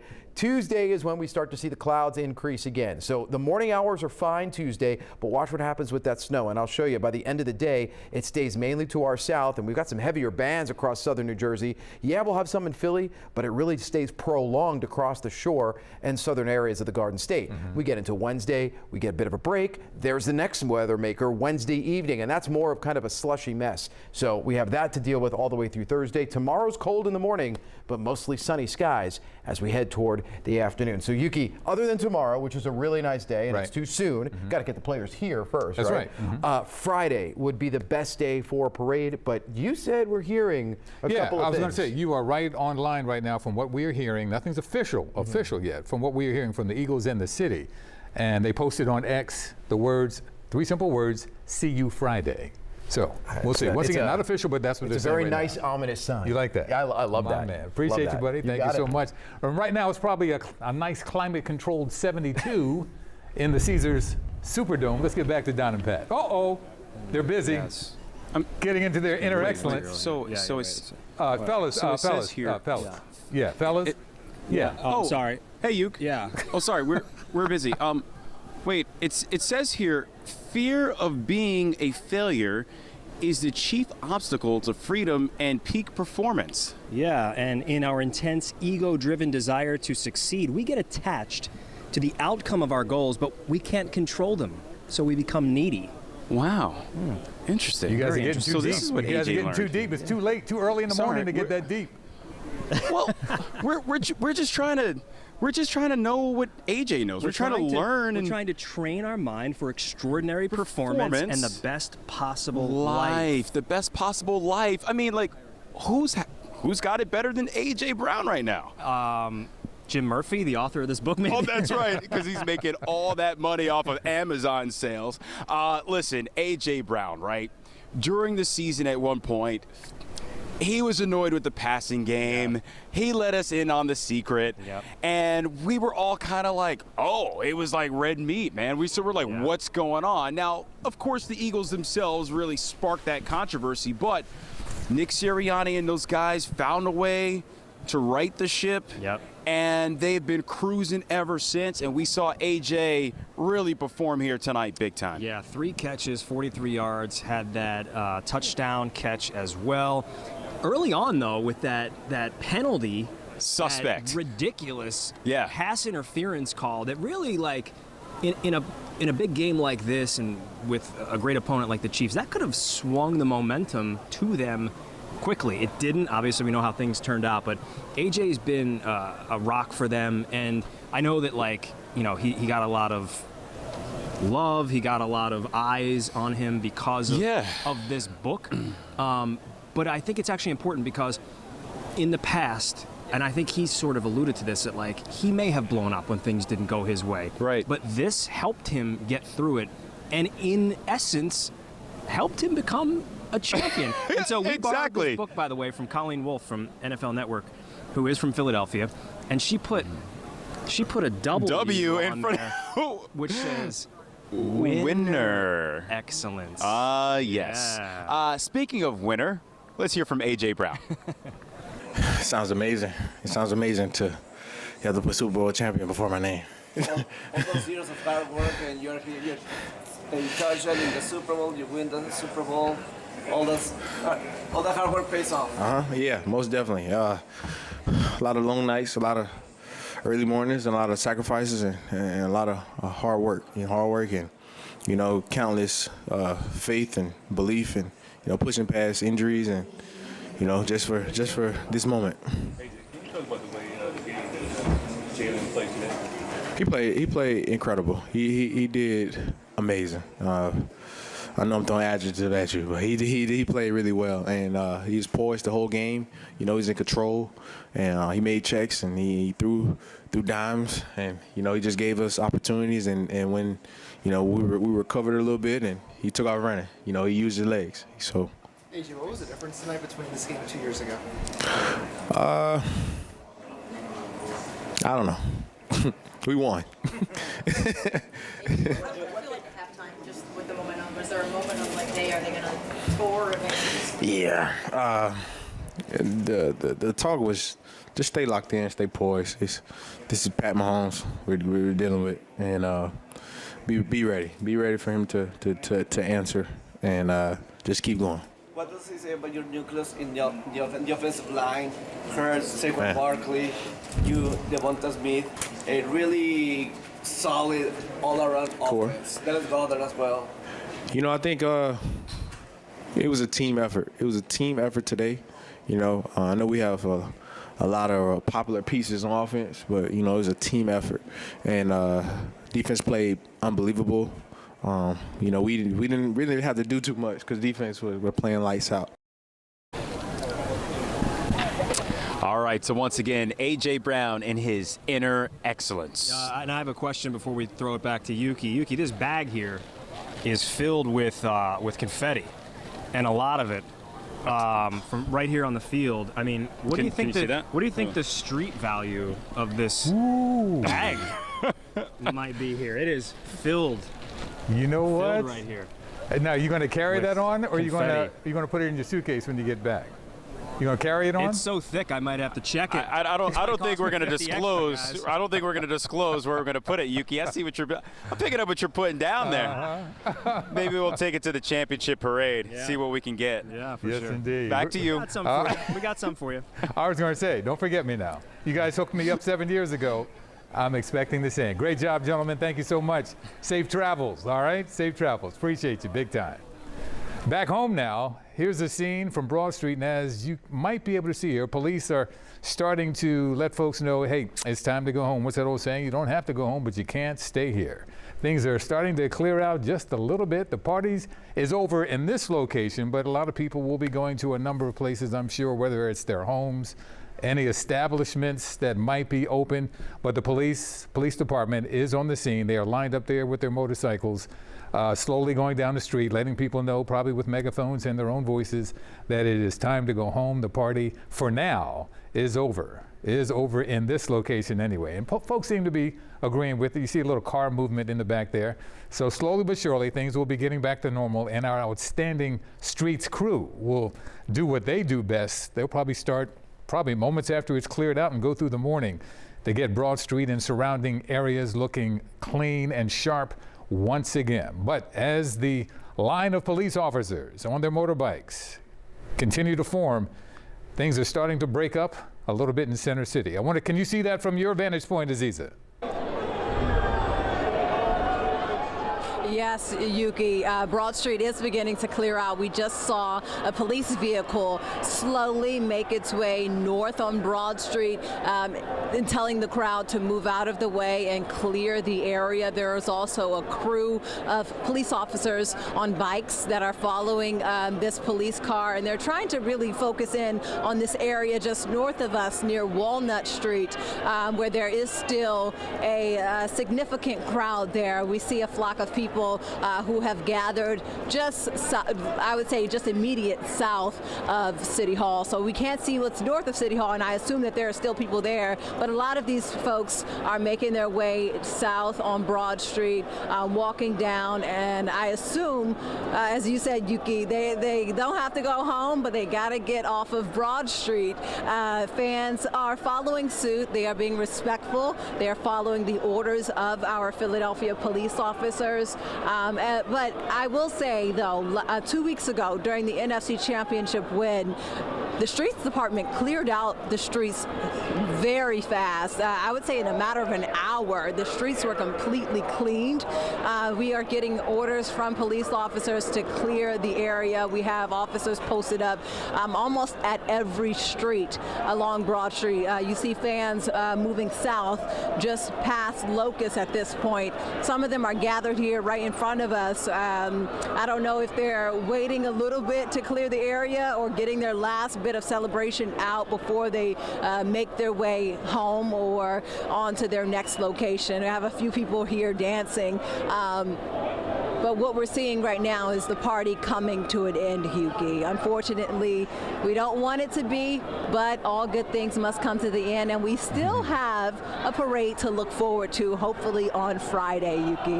Yes, indeed. Hopefully. As we just heard, one last Eagles chant. Hopefully, one last Eagles chant for the night. Oh, the party will continue on into next season because we are the champions, no doubt about it. Aziza, thanks so much. We may get back to you, I'm not sure, but right now, let's check in with Eva Anderson one more time. She's out in Mayfair at Frankfurt and Cottman. Hey, Eva. Hey, Yuki. Yes, it continues to clear out just a little bit, but again, people are still out. Admittedly, people's walks are swaying a bit right now. I mean, this is a late night celebration, and they've been enjoying themselves for a while now. I'm going to step aside so you can kind of take a look. We're hearing some more whistles in the crowd. People, again, blowing that whistle to celebrate the win.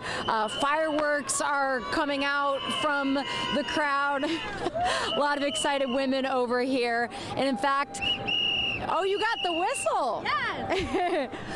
What was the most exciting part of the game for you?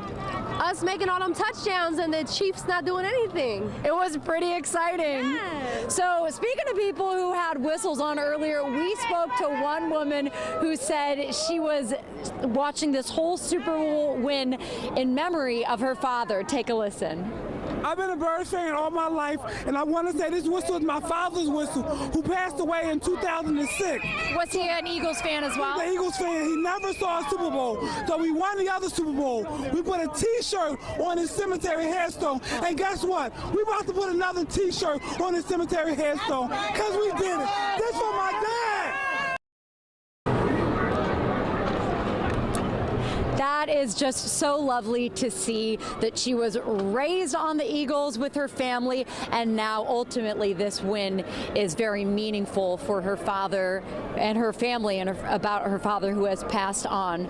So we'll see how much longer people stay out here. Again, it is clearing out, but the ones who are still here are going strong. For now, Yuki, I'll send it back to you. That they are, and will be for some time. Eva, thank you so much. Once again, police are clearing the roads around the city. You are looking live from our chopper over Center City right now. The police in tandem right now is just slowly making their way down the street, asking people, I'm sure, politely, to disperse from the area. The party's over from now. I'm sure they can go celebrate somewhere else. But the excitement has been off the chain tonight, from the opening kickoff to right now. Our Eagles are champions of the National Football League, and you are seeing the result of some very happy fans right now. Our team started off, 2-2?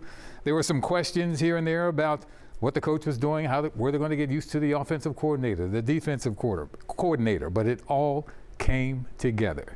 It all came together, and this is the result. A dominating 40-22 win in New Orleans tonight, the Caesars Superdome. Folks will be talking about this one for quite a long time. We'll pass on any official information that we get about a parade that could happen later in the week. Once we get that, we'll have it either tonight on our website or on our morning show. But rest assured, there will be a parade this week, probably later in the week. Let me tell you about some merchandise right now. The Eagles Pro Shop in Cherry Hill opened shortly after the Eagles won tonight. Now, these people were there as the doors opened to grab brand new Eagles Super Bowl 59 champions merchandise. You know they were pumped.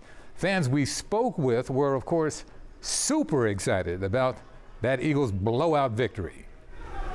We didn't expect that they would just completely come out there and kill them. I mean, we're excited, we're ecstatic, and we're ready to go. So this is awesome. We're really excited. I'm hyped. I'm excited. We deserve this. Let's go, Birds! All right, hype. We deserve this. Folks dancing out of the store. That's what we like to see. CBS Philadelphia cameras also found excited fans coming out of Dick's Sporting Goods in Cherry Hill with their new Super Bowl champion merch. They're going to be great gifts if they don't keep them for themselves, that's for sure. Now let's get a look at how this game was played out from Hall of Fame broadcaster Merrill Reese. It is 3rd and 16 for the Chiefs. Facing the staunchest defense of the season. Back goes Mahomes. He's rushing. He's looking. It's intercepted. It's intercepted. Running with the football to the 25. Down the far side is the Gene. And Gene is in for a touchdown. Happy birthday, Cooper DeSheen. 17-0 Eagles. Mahomes is back. He steps up. He fires over the middle, and it's intercepted again. It's intercepted by Zach Baun. Yeah, this is pressure on Patrick Mahomes, and Patrick Mahomes just gets that hot potato out of his hand, and Zach Baun is an unbelievable athlete, and he shows it right here. Hurts is back. Hurts has plenty of time. He's looking. He fires. He completes it. Touchdown! A.J. Brown! Fantastic execution of the offense. You get A.J. Brown on that crosser, and he just runs away from the secondary. Ring it up! 24-0 Birds. Can this Fangio defense stop them right here? 4th and 3. Mahomes back. He pumps. He fires. It's incomplete. Eagles take over on downs. It's broken up by Avonte Maddox. Fantastic job. Avonte Maddox just undercutting this throw. Hurts back, looking. He is going deep, and it is caught. Touchdown! Devonte Smith, 46 yards. The Slim Reaper. So you got a sudden change. You force them to turn it over on downs, and on the very first play, you line up the slim reaper on the left side, and he just runs by the defense, and it's a perfectly thrown ball. This is amazing. This is a rout. 9, 8, 7, 6, 5, 4, 3, 2, 1. It's over. The Philadelphia Eagles have won Super Bowl 59. They have beaten the Kansas City Chiefs 40-22. It's their second Super Bowl win in 7 years. What a game. What a season. What a team. The greatest Eagles team in modern history. Eagles fans, savor it and rejoice. Rejoice indeed. No Hall of Famer Merrill Reese and former Eagle Mike Quick. Wow, best in the biz. Best in the biz.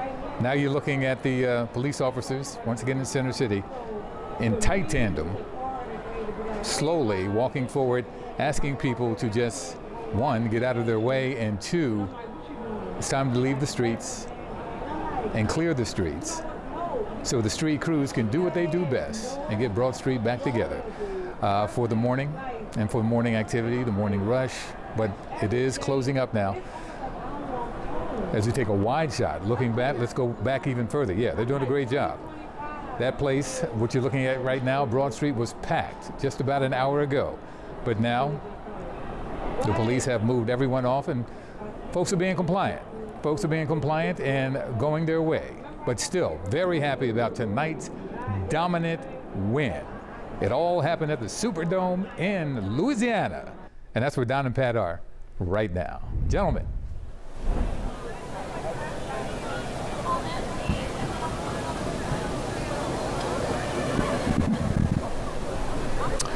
All right, welcome back. Sorry about that. Couldn't hear, guys. All right, so Cooper DeJean. Yeah. So when he picks that ball off, I had just gotten a hot coffee in the press box, and I'm holding it right here. And you know, it's so funny. You know, Pat and I have worked together for so long that we actually are always lined up in this configuration, no matter where we go. We just line up this way. We just do it. And he goes. Because you were looking down at the coffee. I was looking down at the coffee. As soon as DeJean catches the ball. Yeah, so I almost didn't make it here tonight because that scalding hot coffee almost came pouring out. Yeah. Needless to say, it did not. But he did make it to the end zone, did Cooper DeJean. And what a day for him. And what a way to celebrate your 22nd birthday. He was born in 2003.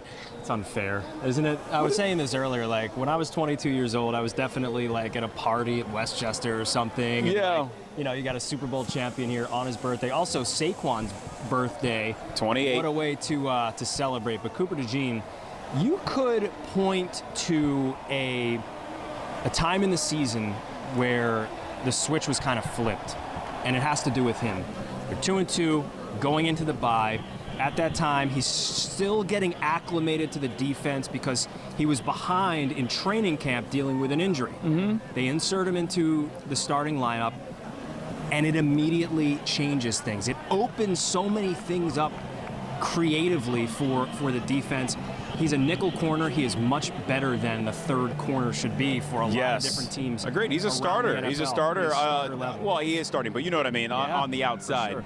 So we did talk to Bobby Taylor, former Eagles cornerback, earlier in the week, and he was singing the praises of Cooper DeJean and, of course, Quinion Mitchell. So congratulations to Coop, and what a birthday celebrating number 22. In fact, we heard from him in the postgame, so here's Cooper DeJean. It's crazy. Be able to do it with this group of guys, come in and, you know, since day one, they've, you know, all us rookies, they've brought us in and, you know, taught us everything they know. You know, now to be on here on the biggest stage, be able to hold that Lombardi trophy and do it on my birthday and Saquon's birthday, it's pretty crazy. Put us in your head when you get your hands on the ball there in the second quarter and the interception. Score a touchdown. I was trying to find the fastest way to the end zone. Luckily, I got some blocks out there. I had to avoid some of those big guys, but no, it was just our defense working together like we have all year. You know, and it just fell right into my lap. What's up, man? Good. off. Congratulations. Thank you. Appreciate it. Yeah. Man, after that interception, the fans could just tell that Coop was a little louder when we go out here and hunt. What goes through your mind when you feel so just acknowledged by the fans? It's awesome. It's awesome. You know, to hear that chant, to be able to score a touchdown is pretty cool too. No, I'm just happy to be here, be a part of this organization. You know, who's got a great fan base. You know, and they support us. You know, all the way through the ups and downs. And I know they're back home partying on Broad Street right now. Yes. Yes, they are partying on Broad Street right now. And I'd like to point out that Eagles fans are complete sickos. Here's why. You know what somebody pointed out to me? If you add up the jersey numbers of Cooper DeJean and Saquon Barkley, you know what you get? You get 59. 59. I thought you were going to carry the one. Yes, you get 59 as in Super Bowl 59. I mean, what kind of sicko fan base comes up with something like that? Oh, wait. I know who. The best kind of sickos. Yeah, for sure. Absolutely. So unbelievable. What a way to celebrate for Coop. An unbelievable night. Yeah. What a return too. Yeah. And that is not a Patrick Mahomes kind of throw. You can just tell he was not himself at all earlier tonight. That's just never a throw he makes. Coop was there, Johnny on the spot, and follows the lead blockers into the end zone, and a moment he will never forget, and sort of the moment that like helped the explosion, if you will, right? The onslaught was on after that, right? You could really sense the change, the momentum that was built at that time, because it was still hanging in the balance, up 10-0, I believe, at that point. And then when you get 17-0, it's like, oh, wait a minute, this is going sideways real quick. And boy, did it ever go sideways. So Yuki, I got to tell you, man, we were. You could feel the momentum in this building. I mean, Pat and I and our photographers here and Eddie and Casey, and, you know, we had to walk this street for 7 days, right? And so when you walk all over this street, all over this town, from Bourbon Street to in the French Quarter to Frenchman to the Convention Center, et cetera, as the week built, as it went on, more and more and more Eagles fans started to pour in. Sure. You guys did, I don't know how many reports from the airport, for God's sake. I mean, Nikki Airport did 1 million reports there on people leaving and coming here. And so you felt that in this building today. Yeah. This was an Eagles crowd. They were loud. They were obnoxious. It was a home game. At one point, they booed the Kansas City cheerleaders. Okay. Okay. Not only that, and they booed Taylor Swift. And Taylor Swift's probably never been booed in her entire life, and she got booed. They were merciless jacked up from the moment they walked in here. Taylor got booed in a way that I'm like, whoa. Even she gave a little side eye. She's like, literally, she said, "Oh wow, oh no, it's real. It's real." I mean, people came out here. They wanted to see a win, and they were doing everything they could to affect and impact what was going on the field. It's all about mind games. Our fans are knowledgeable, passionate. We know how to work it. We know how to work it. No doubt about it. Gentlemen, thank you so much. Appreciate you, as always. Aziza Schuler has been with us all evening, and she joins us once again from Center City. Aziza? Yuki, and on that note, the party on Broad Street has cleared out. It's over. We have no more fans. Just a few moments ago, we saw almost a wall of police officers moving slowly, inching south down Broad Street to clear out the crowds, and everyone respectfully moved away. I don't know where they went. They may have gone home, but they are no longer here. But all that's left are the remnants that tell a story of quite a celebration. Fans enjoyed themselves. There was people were popping bottles, drinking, climbing the poles, unfortunately, climbing trees, taking photos. But I'm sure the Streets Department will be here soon to clean up the mess that's left behind. But all I can say is that Eagles fans, they took in the moment, they enjoyed themselves, they're proud of the Philadelphia Eagles, and now they have a parade to look forward to. As I'm talking to you, Yuki, we see a crew of Philadelphia police officers on their bikes making their way north towards City Hall. Those are the same same officers, I believe, who moved the crowd out south, I'm sure towards South Street. I can still hear people far in the distance, so I know people are still in the streets of Center City at least, but they're no longer here, Yuki. Right. It was quite the time, several hours on end.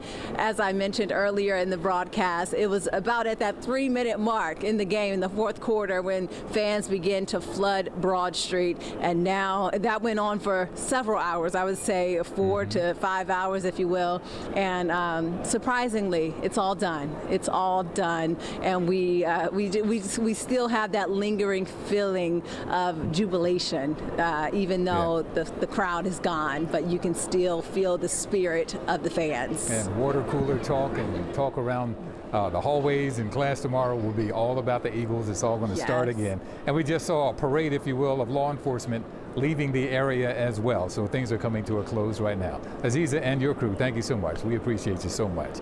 Let's get to our other crew. Eva Anderson is still in Mayfair. Oh, she's still got some folks. All right, Eva.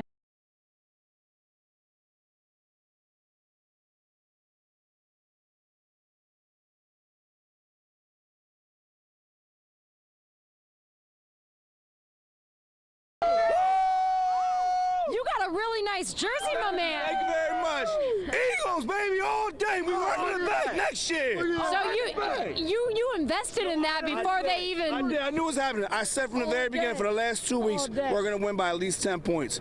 Yeah. We put belt to butt today. Belt to butt today. Ooh, belt to butt. I love it. Yeah, go Birds. Let's go. Go Birds. I don't even like sports like that, but I predicted a win tonight. I swear. E-A-G-L-E-S,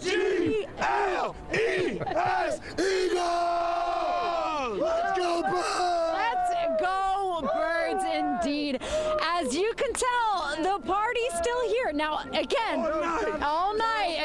Are you going to sleep tonight? A little bit. I mean, I might be a little late tomorrow to work. You deserve some shut-eye, but... Sleep. We're going to be partying all night. Let's go! We won, but the city doesn't sleep. Yeah, we repped it well. But you know, let's take a look over here. You can see the police officers. There are a lot of them, several dozen right over here. They're starting to creep into the street. I think it's my birthday. It is your birthday. Guess what? It is my birthday. And now you know you share a birthday with some pretty important people. Hold on. All right, guys. All right. Okay, that's right. You got the music pumping. It is my birthday. Nice. Okay, it's your birthday. When I was 10 years old, my son is 11. When I was his age, I was crying on the couch for Super Bowl 39. But today, we are Super Bowl champions for the second time in 8 years. And we are building a dynasty. Cooper DeJean, Saquon Barkley, and put some respect on Jaylen Hurts' name. Jaylen Hurts. You know, I think making him MVP is putting some respect on his name. I think he got a lot of respect on his name tonight with that MVP. Happy birthday, say Sean. Say Sean. We love you. Philadelphia, go Birds. You know got that revenge. And Yuki, I will send it back to you. All right, Eva. Thank you so much. We appreciate it. And Andrew joins us again to talk more about the forecast this week. I mean, now the attention turns to the parade. Yes, indeed. Oh, by the way, I got a DM from somebody who says, where's your green? Where's your green? I spend most of my time in Studio B in our big virtual. You have to explain the chroma key. Yes, and that is all green. So I found out the midnight green, that will work. Okay. The Kelly green probably won't. Probably won't. Probably won't. Yeah. He disappeared, so. It won't look good. But we know he's not a Giants fan. No. I know this is. Trust me. I had some red ties, couldn't wear those either. Let's talk about the parade, right? Because now we actually can. We didn't want to jinx ourselves earlier, but we have a week that's going to give us some limited choices. So let's talk about what we got to expect. Outside right now, the crowds are dispersing. It's cold, but it's quiet. Tomorrow, we're going to be looking at partly cloudy to mostly sunny skies. So for your Monday, things are looking pretty good. But we already have a couple of storm systems to talk about this week. So we have a winter storm watch in effect for Tuesday afternoon all the way through Wednesday afternoon. It does not include any counties in Pennsylvania, does not include Philadelphia now. That could change, but this storm is really going to impact more so Central, Southern Jersey, Delaware, and areas to our south. This could be a big snowmaker for Baltimore and D.C. So let's break it down for you. Tuesday starts off cloudy. Tomorrow's great. Tuesday starts off cloudy, late snow. Heaviest will be south of Philly. Then Wednesday, we'll have a bit of a break early. Snow to a wintry, kind of slushy, icy mix overnight. That will include the city of Philadelphia. On Thursday, it's a quick mix, turning into rain, and then cloudy for the rest of the day. So while Thursday should be dry after about 10 or 11 o'clock, it's the preps for the parade on Thursday that would be not so great, and that would leave us Friday to have really the best day out there. Let's take you through a quick futurecast. Tomorrow looks really nice. Again, cool, temperatures in the low 40s. Then we see the increase in clouds Tuesday. Watch the snow come in late Tuesday afternoon into Tuesday evening. Really for South Jersey, we will have shovelable snow in Philly. And by that, I mean maybe about 1 to 3 inches tops. I do think Atlantic City, Wildwood, Cape May area could be looking at 5 to as much as 8 inches of snow. And then Wednesday, there's the next round coming in, and that'll last all the way into Thursday. These are preliminary snow estimates right now. Philadelphia, maybe 2 inches. Again, not a lot here, but get down to Wildwood. We're at 7 inches. Look at Dover, a little over 5. So that's where we're going to have the concentration of the best snow. Let's give you a look at your 7-day forecast. We haven't done that today. Next weather alert for Tuesday, for Wednesday, for the first part of Thursday. So that leaves us with Friday. You can 37. Partly cloudy skies. That's not bad. If we can get that parade confirmed for Friday, we don't know yet. We don't know. We don't know. Nothing's official. I believe that the city has taken it down off X about possibly seeing you on Friday. I saw that. It was up. Yeah. It was down. Right. Yeah. So we'll have some official word. But 37 degrees, and you're saying you were out there in 2018. Right. It was very cold. Bitter cold. Yeah, so we won't be in the 20s, we'll be in the 30s, so we'll have to see. But this is going to be a busy week of weather coming your way. You wouldn't happen to know what the temperature was in New Orleans today outside? It was just out of curiosity? 78 degrees. Okay, all right. Yeah, it was in the upper 70s all around. It was very nice. I'm sure very, it was. Very nice. Let's go inside now. It's probably about 72, 73 with Pat Gallen. Let's go back down to the bayou. Yuki, it is beautiful in here, climate controlled. As you said earlier, it was actually raining outside the Superdome earlier today, but it was about 78 degrees, and it was quite humid. Now, inside here, we know the Eagles are Super Bowl champions thanks to what Jaylen Hurts did today.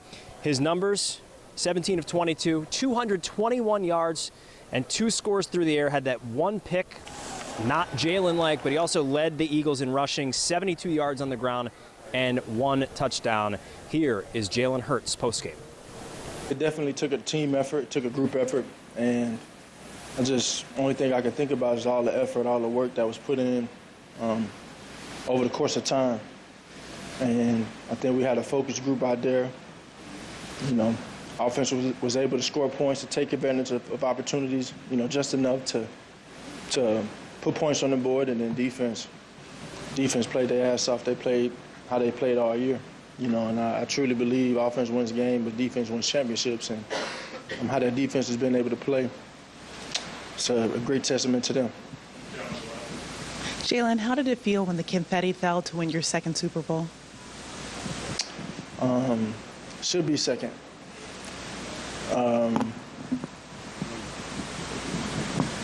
Still processing it. You know, It's been a long journey. It's been a journey of ups and downs and highs and lows, and I've always stayed true to it in the end, and having this vision of just being the best that I can be, and that evolving over time into this desire and this flame inside to win. And you don't do great things without the guys around you.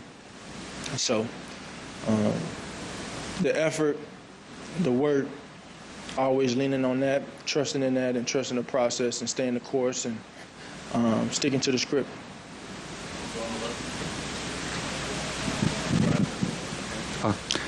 Hey Jaylen, congrats on the win. Thank you. You became only the 4th quarterback in NFL history to lose their first Super Bowl and then go on to win one. There's been at least 30 guys in their career who haven't managed to do that. I think that speaks to your mental toughness, and obviously even the first Super Bowl, you still played great. What does that just mean to you to hear that out loud? And obviously, you were listening to Jaylen Hurts' press conference right after the game, and right now we want to take you back out to Center City. You can see some people are still in Center City because of what you're looking at right here in the center of your screen. A fire has started looks like in the middle of the street, probably a lot of debris in the street. We don't know how that fire started, whether it was intentional or not, but as you can see to the right side of your screen, police are on the scene and some firefighters look to be extinguishing it right now. As you see that fire go down, you can see the smoke starting to billow. The firefighters are there extinguishing it. We don't know how it started. Many people probably out there tonight that didn't want to leave, so I don't know how it started or if someone did it purposely or not. But it is in the middle of the street, and there is, as you can see even at the top of your screen, a lot of debris in the street, which could have been the catalyst to that. Now you see some folks toward the bottom of your screen starting to leave. Police are telling people to get back. Ooh, something just flared up right there. But that could have been from the fire extinguishers trying to put this blaze out. How big that is, it's real hard to tell at that intersection right now, but the police are on the scene. And once again, we are at 12th and Market in Center City. And the police are seen and fire officials seem to be taking care of it. And as I'm speaking to you now, you can see it's starting to die down. So we don't know if anyone was hurt from it, if there are any injuries or not.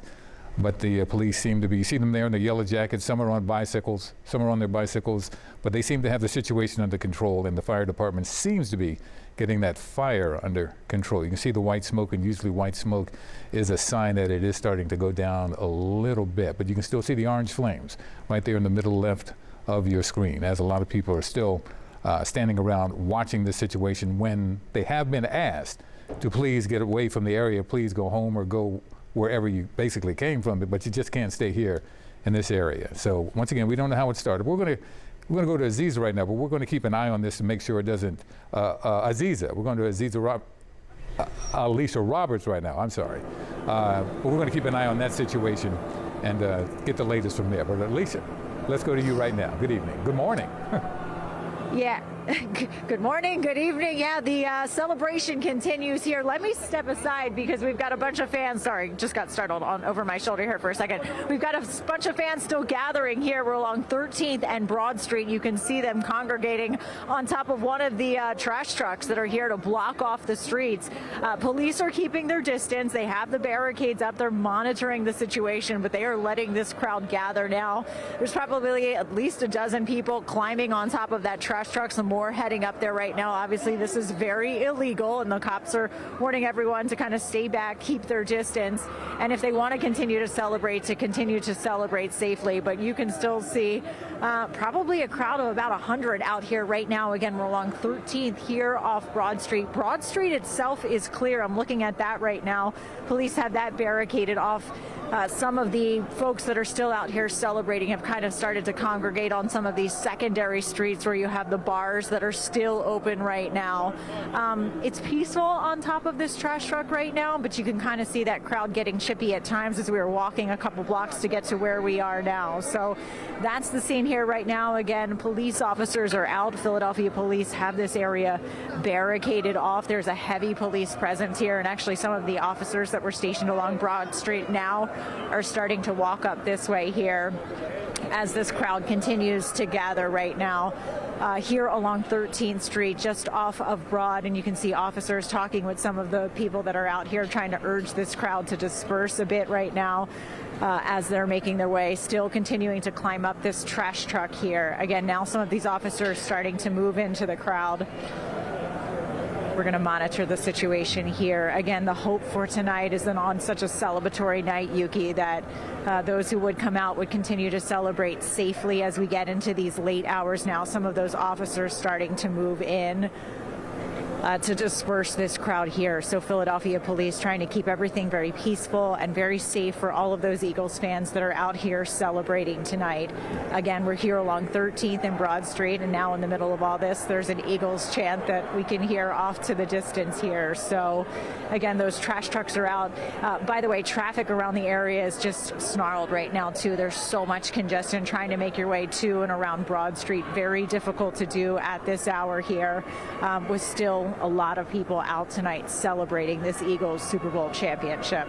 Yeah, we can only hope and pray that everything stays safe. I see a lot of people taking pictures as well. They just need to, curtail the picture taking and Get off the truck. Well, they're having a good time. Get off the truck and it's time to go home. But they are having a good time, and hopefully things will stay safe throughout the evening. Once again, you're looking at 12th and Market right now. Looks like the fire that we saw earlier that was on the left side of your screen seems to be under control and just about put out. You can see some of the white smoke right there, signifying that it is just about, they've just about doused those flames. And you can see some mounted police, some police on bikes, some on foot around the area, keeping things quiet, and still a lot of people on the streets. It is time to go home, and hopefully they eventually will. But that fire looks to be under control right now as people watch it start to go down.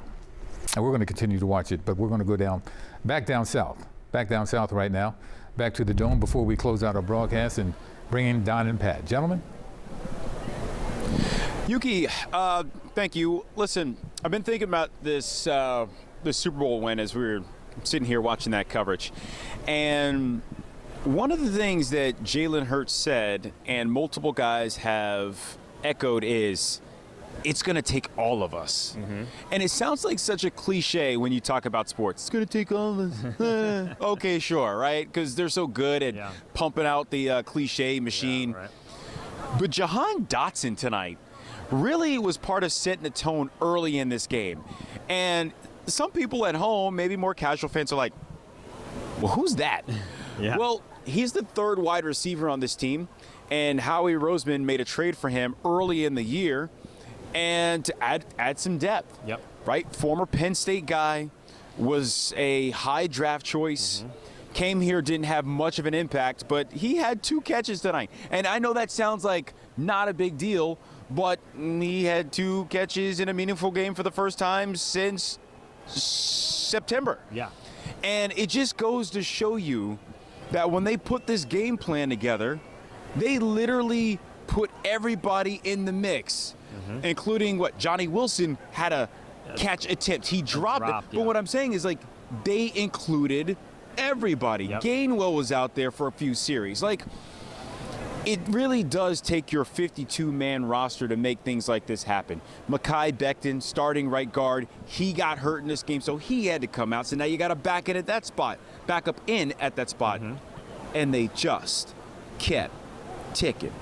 I like you bringing up Jahan Dotson because we don't really get a chance to talk to him too much because, of course, we talk about Saquon and AJ and Devonte and Dallas Goedert in this offense. But, I sort of jokingly poked you when we were up in the press box watching that they were basically playing the rest of the NFL the whole year. They were playing the slow game with Jahan Dotson, right? Like, we're never going to throw to him until the Super Bowl, and he nearly scored. They called it a touchdown. Yeah. He was actually down at the 1-yard line. I kind of felt bad for him because it could have been like, one of those Super Bowl heroes. You're like, Jahan Dotson? Yeah. Like a trivia question in 20 years. Exactly. Who caught that touchdown in the Super Bowl? But, yeah, it's like, as you mentioned, the cliches, that next man up mentality.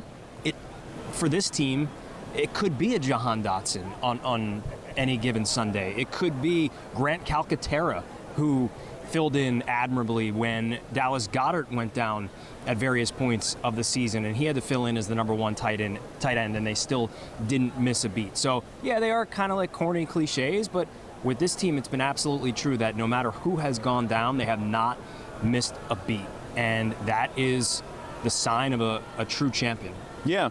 And in addition to that, right, so it's not just with players, it's with the coaching staff as well. And every year, for the last couple of years, this franchise has had to replenish their coaching staff on the offensive and defensive side of the ball.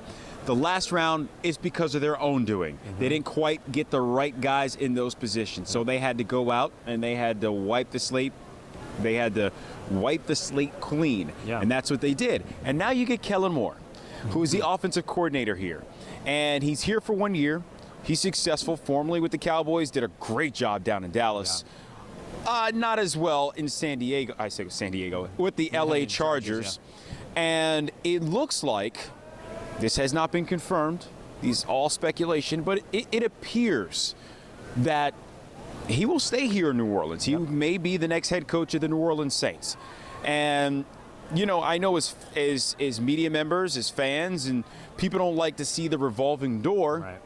But that is the mark of a good organization Sure when is. people want to pluck your talent. Yeah, and they keep doing it. Jonathan Gannon stayed in Arizona 2 years ago. Now it looks like Kellen Moore is going to stay here in New Orleans. I believe we are going to throw to Reed Blankenship, who I got a chance to talk to in the locker room with the goggles on and feeling pretty good like the rest of the team. Here's Reed. Reed, you having fun? How do you know it's me? Yeah, I'm having a blast. Dude, could you tell? What was it like doing what you just did to Patrick Mahomes? I mean, we kind of already knew that we were going to do that. We're confident. We trusted each other. We've been doing it all year. Shout out to Coach Vic. He probably smiled. No, I'm joking. No, you've been smiling all year. Man, I just love this group. I mean, they're my brother. Did you think it would be this kind of special year? Because look, last year didn't end the greatest. We knew we had to rebuild. We knew we had to look ourselves in the mirror, and like we knew it wasn't right. I feel like we grew stronger together. Started with Seriani. He preached about being a family, being a brotherhood. And we bought in. I was talking to Quinyon earlier about Vic Fangio. What is he like behind closed doors? Businessman. But he loves our players. You know, he coaches us hard. We love playing for him. Where's the party going to be now? Party on Broad Street.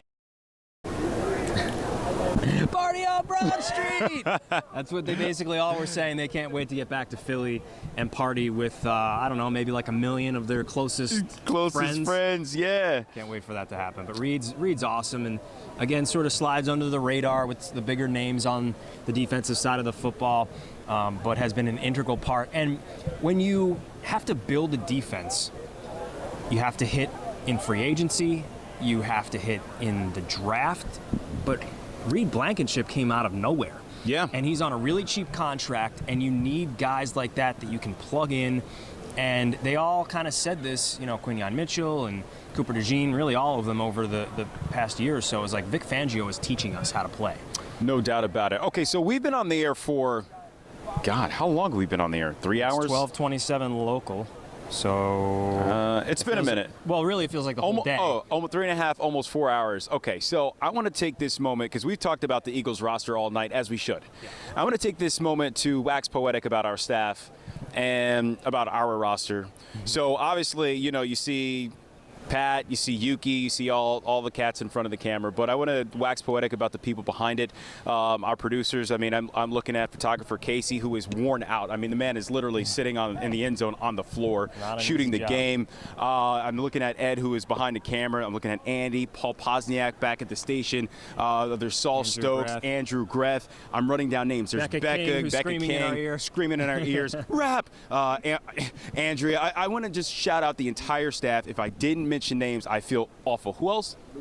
Luca's back there. Good grief. This is what I get for naming names. You mean a lot to all of us, though, is what I believe you're saying. That's what I'm trying to say. Yeah. Thank you so much. We really appreciate you guys. You've done a hell of a job over the last week, and we'll do it again next year. Hey, you did a hell of a job too, buddy. My guy. Yeah. 10 years. 10 years rolling strong, exhibiting some inner excellence. Yeah. Hopefully feeling outer excellence. Now we need to get out of here and maybe hit an IHOP and get some pancakes. We're starving. Yuki, back to you in the studio. Enjoy yourself, gentlemen. Let me echo that. Thanks to both of you, all our crews and reporters, morning, noon, and night, in the Bayou, and everyone back here at the station, and all year long. Like the Birds tonight, we're Philly proud.